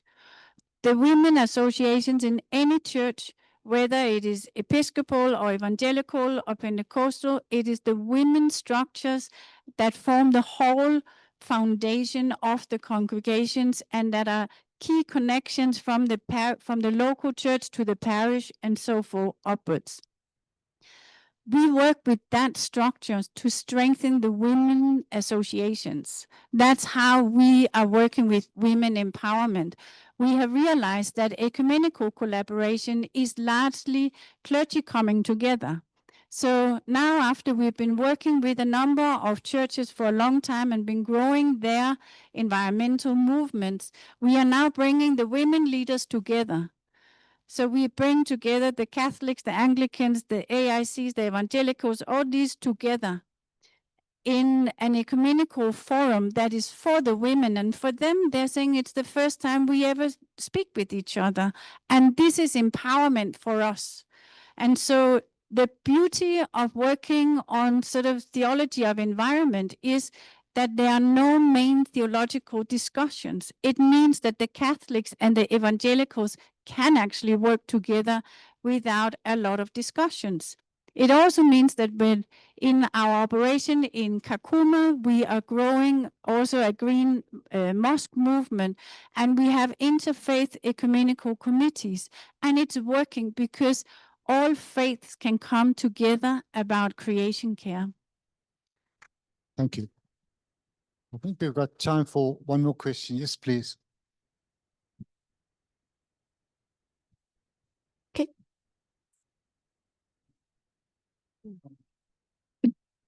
Okay, thank you so much for the presentations. It's a very simple question. I'm just interested in knowing how you're integrating culture in changing the society, because culture is very important to us as Africans, and I want to know how you're integrating it and ensuring its integrity as you're changing the societies. Thank you. Sorry. Thank you. So the way we work with culture is we work with culture by listening. I would say I'm trained as an anthropologist. I'm quite good at listening, and I've created a team where we listen a lot to what people tell us. And that's also how we have learned how notions of womanhood are influencing how women change to a different way of cooking. We have learned that in order to really, again, address a slow transition to clean cooking, we need to talk about smoke. That because there's associations that when there's a lot of smoke coming out from a kitchen hot, it means food, it means fun, it means happiness. And we are trying to work with that kind of cultural notions that when you see smoke coming out from a kitchen hot, you should think of there's a woman in there who is struggling. In Kenya, we lose 23,000 women to indoor air pollution every year. 23,000 women, that's those who die. Then you have all those who just have almost a chronic pneumonia, right? So that's the kind of cultural notions that we try to change, and we do it by working with the people. And so we use a lot of their words and their perceptions, and a lot of discussions on how can we do this together. So there's no imposing from outside. Thank you very much. So once again, there's so much more that we could discuss, and perhaps pose questions for some of the other panelists as well. Katrine, you've done well to have to field most of them, but we have to bring the session to a close now. I'm under orders, so let us please thank our panelists once again. Thank you very much. Thank you very much.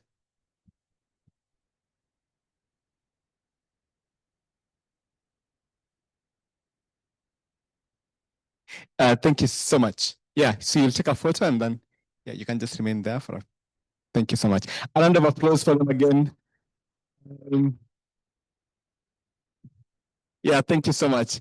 And I think I really like the whole topic about the smoke, the kitchen, and all that, because I think most of the communities, especially where I come from as well, by the time a typical grandmother is 80 years, they can't see properly, even late 70s, because they have a problem with their eyesight because of the smoke and all that.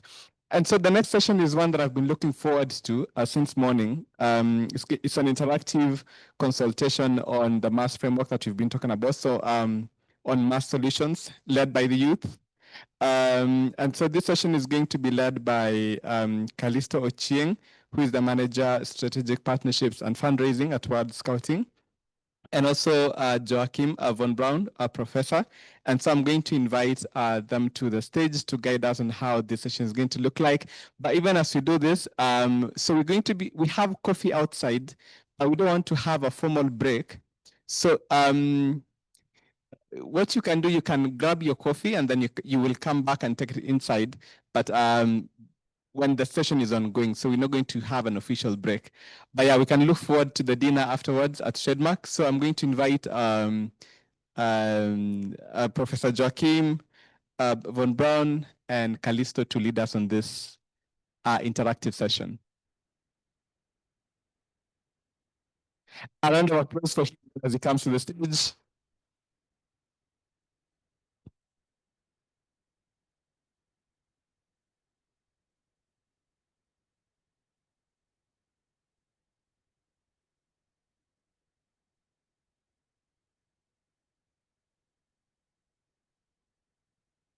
Speak.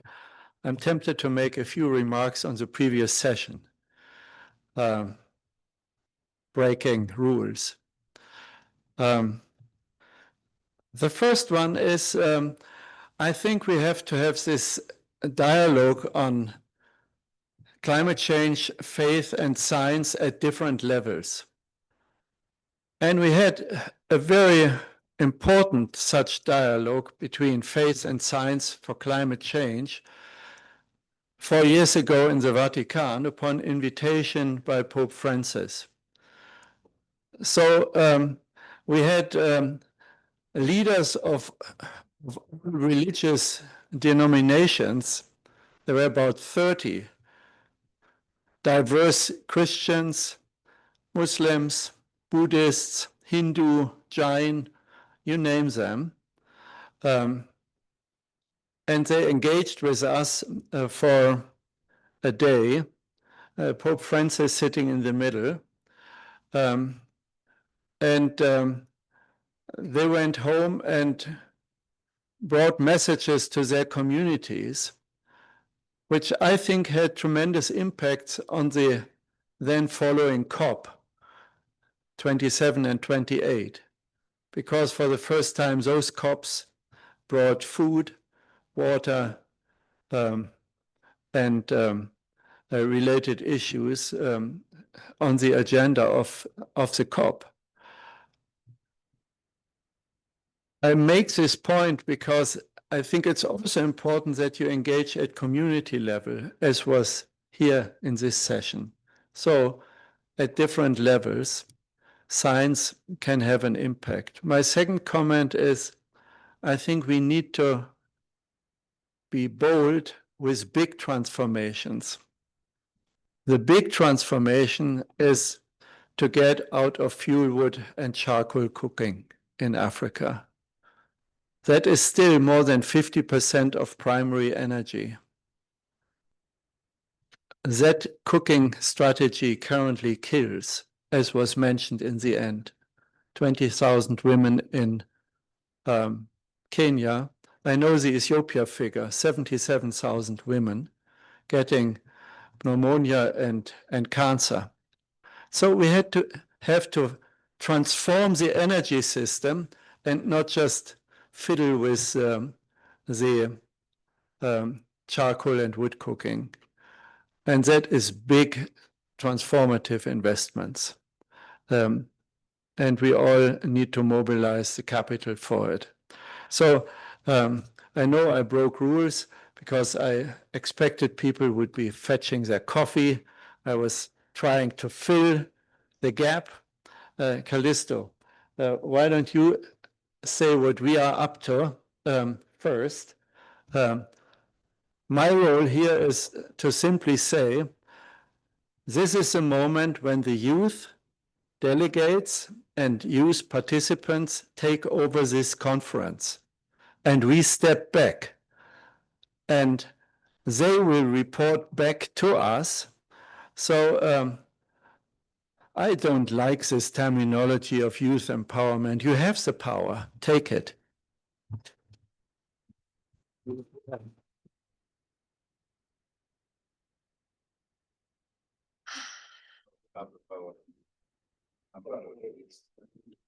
So how is everyone doing? It's been a long day, right? How is the energy? Here, or here? Here? Amazing, because this is the best part of the summit. So again, my name is Callisto Ichieng, and I'm happy to be here representing the World Scouting, a global youth movement working with 57 million young people across the world. Here in Africa, we work with 8 million young people. And therefore, such opportunities are really exciting when young people are at the center of the discussions. So since morning, we've had a lot of discussions and reference to MAST. And for me, it's all about climate resilience. And if we move away from policy, it's down to the actions, to the impact that we all feel. So if you look at the climate crisis, the impact of it, from the disappearing shores of West Africa to failed rains in the Horn of Africa. You go deep down to South Africa, right now they are crying of extreme weather. It's very cold. So all these things are things we face every day, but that's not the point. The point is, what are we doing about them? And most importantly, it has been said again that Africa has the youngest, is the youngest continent with the youngest population, right?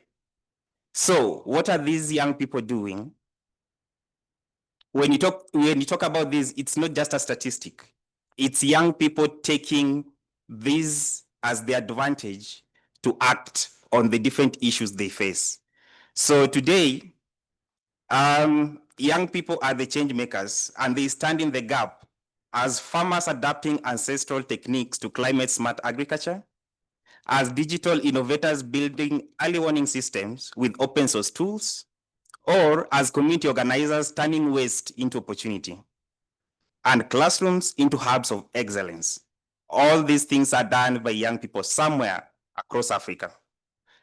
Let me reflect back to what we do at World Scouting, where we have programs like Earth Tribe, an educational program where we build leaders in sustainability and climate action, and they are committed to protecting, preserving, and restoring our planet. And that's where the discussion about MAST comes in. And therefore, in this, I want us to reflect as scouts, and I know most of you must have been scouts, or you have kids or relatives who are scouts. When they make that sign and say, on my honor, I promise that I'll do my best to do my duty to God and to my country. You are making a commitment to leave this world a better place than you found it. What are you doing yourself?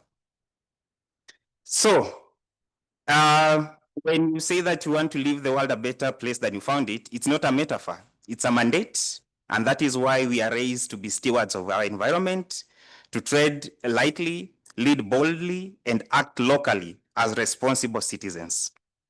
So this leads us to our consultation today. We want to have some amazing discussions, and we have young people who have volunteered to lead us in these discussions. So I'll have them up. Innocent Antoine, if you could stand. Thank you very much. Just remain standing. Kevin Lunzalu. Thank you very much. Behind there, I would ask you to join a table. Then we have Sydney Kemunto. Probably stepped out for coffee. Valerie Mutako. Thank you very much. Collins Shava. Thank you very much. Matthew Chen. Thank you. Milano Ferdinand. Thank you. Samuel Kairu. Thank you very much. Vilita Peter. Thank you. Mary Mukiala. Thank you. Janet Mwangagi. Janet. Emily Nyambura. Thank you. Liz Pagashara. Thank you. Daisy Agono. Daisy Agono, thank you. Angelina Wino. Thank you. Ivy Murugi. And Alan Otaro. So they'll be helping us to discuss on 6 different topics. We have education for climate change. We have jobs and climate change. We have food systems change. We have health adaptation. We have science and knowledge. And lastly, how to form movements. So each of you, please pick a table so that we have each and every one of you in all these tables. Please. I see 2 or 3 of you in the same table. If you are 2 or 3 of you, the others can move. Just one person stays. Now, which topic is which tables and within?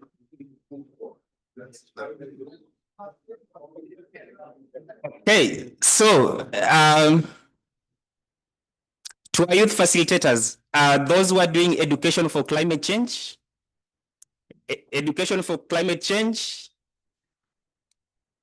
she's right there. So yes, then those doing jobs and climate change, we have 4 different tables for jobs and climate change. Thank you. Then food systems change. Food systems change is over here. And then you have health adaptation right here. Then you have science and knowledge behind there, science and knowledge, how to form movements. We have 2 tables over here. Yes. So you can take your coffee. This will take 30 minutes, including the coffee break.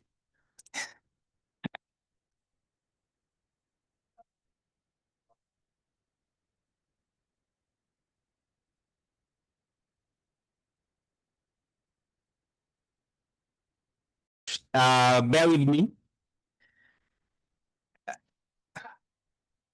Bear with me. It's time to report back. We need to hear what you've been discussing for the last 40, 45 minutes. Thank you very much. So let's start. Hello.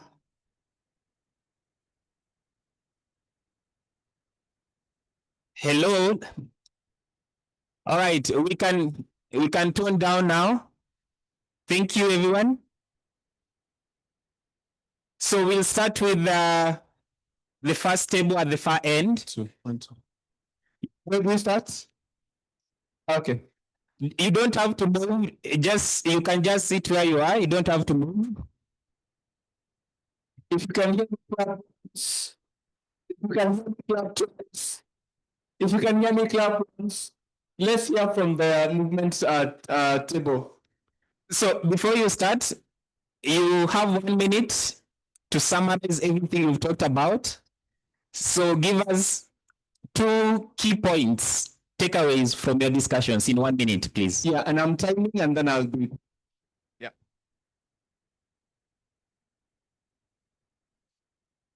Okay. The moment you start talking, I'll start recording the 1 minute. Okay. Hello, everyone. Yes. So this is the movement building team, and we we established a lot of things, but key amongst it is the fact that as people who want change, we need to have structure.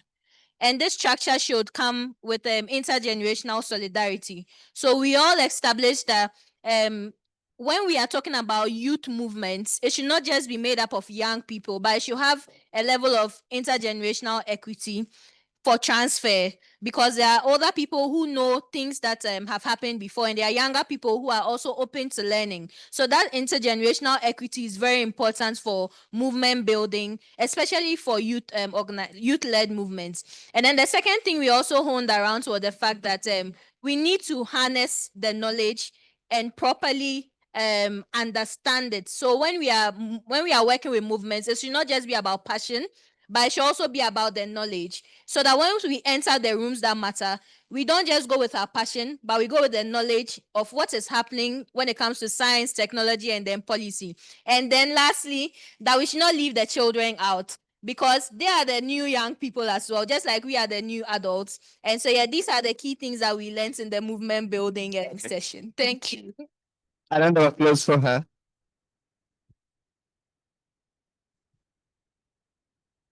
And so we come to this table. This table was dealing with jobs. So here we're dealing with green jobs.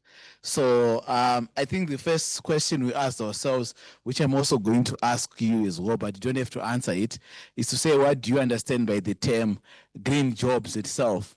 So for us, we got an understanding that is in any job that contributes to sustainable development, or that contributes to promoting or supporting climate resilience.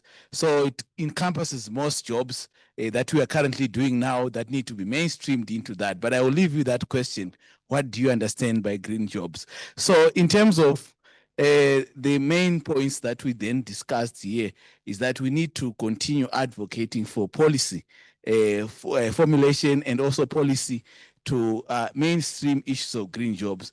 And to do that as well, we also need governments to invest into green jobs by availing money from their budgets that goes towards climate change development in all the key ministries of our governments. And that way, you can create more jobs. And also, there's need to build a movement to advocate for the implementation of those policies, because we have seen some countries already have those policies, but when money is allocated, it's not dispersed to fuel climate resilience. So those are some of the issues that we have raised. And also the last point is we need to increase awareness of issues of green jobs. Thank you so much. Let's appreciate him. We come to this table which was dealing with jobs. Okay. If there's anything different, okay, I can skip you. Is there anything different that you would like to mention on top of the types? Okay, perfect. So, hello. Hi. So we're also dealing on jobs, and now we've come up with different jobs that come up or are created in this green movement. So for one, there's smart agriculture. Like we have people going to university studying courses like to be like people like environmental scientists and all that. Also, there are jobs like created in the renewable industry, energy industries like solar panel installers, wind turbines technicians, and energy storage engineers. Also in creative arts, like those who are from Kenya, you know, these TV programs where they are like in Oro TV, if those who know it, there's this, it's called, I don't know if it's called Megodaito or something like that. So there's it is in the creative arts, people get jobs. Also, there are these climate journalists. Yes, thank you. That was brief. Thank you so much. We come to education. Thank you so much. For us, we discussed on education to climate change. And then one of our points was the religious leaders should educate the congregation about climate change and its effects and how to mitigate and help change behaviors. Well, I believe that religious leaders have influence. So just as they have influence, they can influence the congregation. And another thing, the government should include climate education in their curriculum. As we are grooming the young people, the government should include those programs of climate change education in their curriculum. Yeah, I think that's it. Briefly. You're amazing. Thank you. We come next to jobs. Anything different you would like to add? Good evening, everyone. We were also talking about the jobs creation under climate change and what do the youth need in order to succeed in green job spaces. We as the youth, we have brilliant eco-business ideas, but we lack the startup capital to get them off ground. Support is needed through government youth funds, climate adaptation grants, seed funding programs from NGOs, and developmental partners. There should also be youth-friendly application processes, mentorship during proposal writing, and flexible criteria to support early-stage innovation. Thank you very much. You are amazing. Yeah, up next, this table is dealing with education. I might need an hour. So we started by identifying what are some of the challenges as far as education in climate education is concerned, because it's already being done. So part of it was on how the communication about climate change is being done. For example, who is doing it, the approaches that are being used, and the how. The delivery is also a bit off, and also implementation of existing policies, because we have so many of them but not being implemented. So in terms of what can be done, strategic communication, for example, developing informational material that is maybe localized to the language of those involved, being intentional about these conversations. So for example, if it's information that is coming from the community, is it influencing the policy and grants that as an organization that you're going for, and not just you trickling down the preaches to them.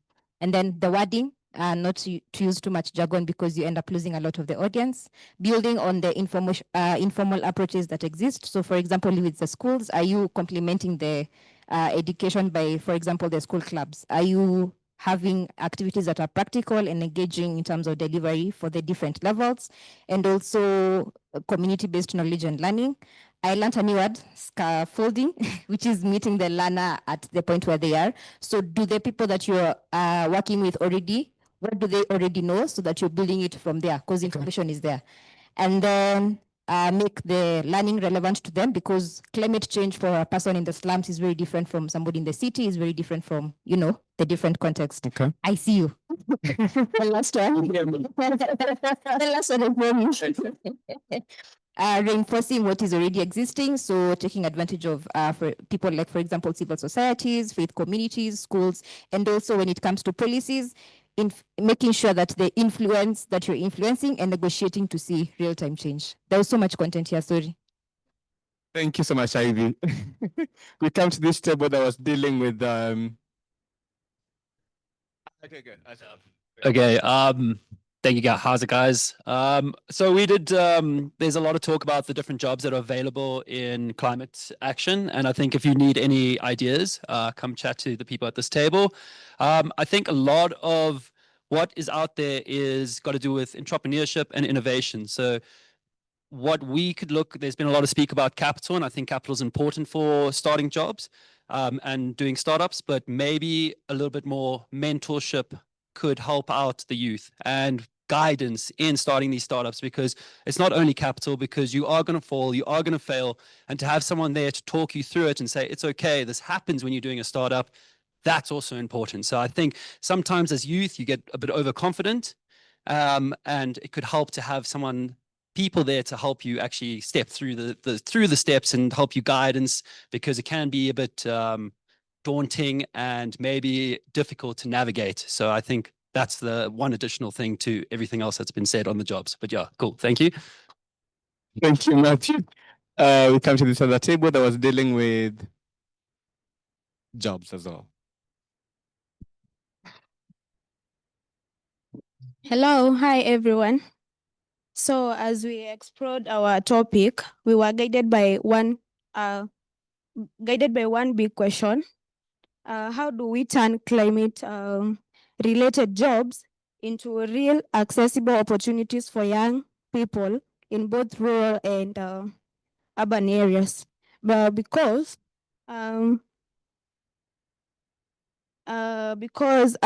great job must not only help the planet, it must also put food in the table. Yeah. So then we then continued and explored on the how the call for action. How can we help youth put this all these okay, sorry, all these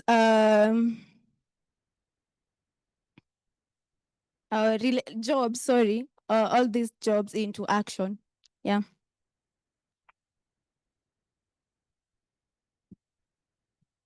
You're amazing, Elizabeth. Thank you so much. We come to this other table that was dealing with jobs as well, jobs and climate change. All right, thank you so much. We are also dealing with jobs and their climate change. And since most of the things have been mentioned, we get to realize that a lot of things have been talked about. So I'm only going to dwell on a few things. One, we focused on building green infrastructures. I think government should prioritize building green infrastructures and also using smart, clean energy, for example, solar, and then so that we can be able to reduce on fossil fuels. And also, as she said, that we need to have jobs that actually bring food on the table. And as Africans, we also realize that 75% of our GDP, or even in the whole world, 75% of our GDP goes into solving climate change issues. Isn't that so? So it is better to prioritize having clean energy, smart climate agriculture, and then using electricity so that we can be able to reduce on the climate crisis. Thank you. Now people know how to time, even before my timer goes off. This other table was dealing with jobs. Hello, everyone. We are the only one who are dealing with health, but I'm not a doctor, but we try to contemplate on some issues. So we were checking health as a climate adaptation pathway, and we only come up with two main points. First one is reducing emission. As you know, Africa can just remove only 3%. And so we must continue advocating for reduction in emissions, because now these emissions are the ones which destroy climate change in terms there are high temperatures. From that, there's the aspect of diseases such as malaria and stuff, migrating. So we have to stop that. And the next one is that I want to tell you that our hands are not tied. We need to do our part, be a forest, and diversification of food, and practices that degrade the environment. So that's what I'll say. Thank you so much. If you have more content, you can come, we can share more. Yeah, you can come and see the doctors. But here, this other table was dealing with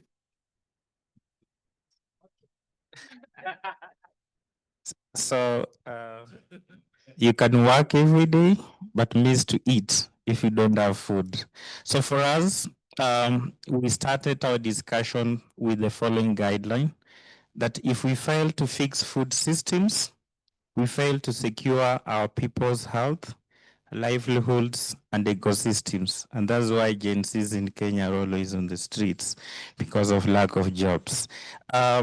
besides the challenges that my colleague team here raised, these are the recommendations we felt that if put into consideration, the young people not be bad off. One, there's need for the parents to continue mentoring their children at their lower age without focusing on their past, but mentoring them on practical skills in farms to ensure they produce enough food when they grow up. Two, there's need to propagate or champion more commercial production. From subsistence to commercial, we'll be able to have the young people see agriculture as sexy and understandable, and they'll be able to be engaged. Okay. There's a problem. I have 2 points to finalize. Sorry. Systemic cultural problem in our country and our continent, where parents feel land is belonging to them, and any other thing the young people must ask for permission. Lastly, we need to also change the mindset. The church leaders present here, the young people are looking at you as their mentors. How do you often talk to them to see money as not the priority, but to practice to get money later when you dirty your hands? Thank you. Thank you, Tobias. Yeah, you can give me my, thank you so much.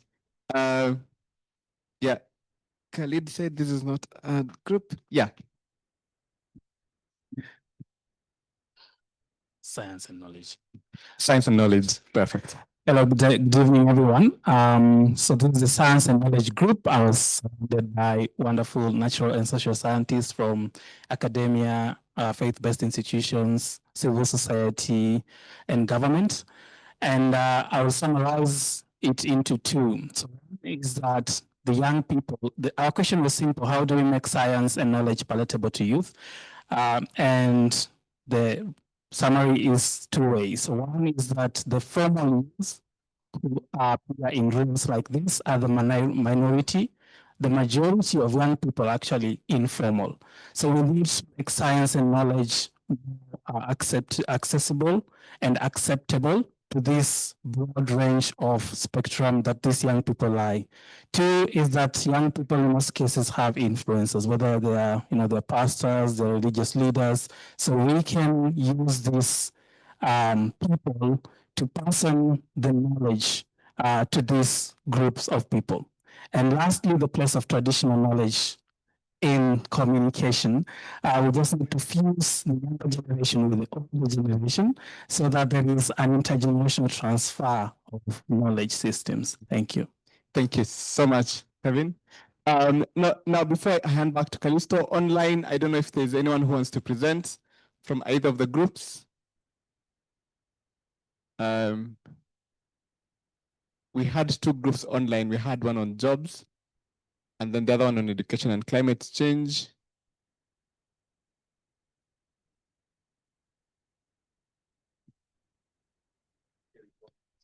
They're okay with what we have discussed here. Going once, going twice. Callisto, you can take it on. Thank you very much. A round of applause to everyone.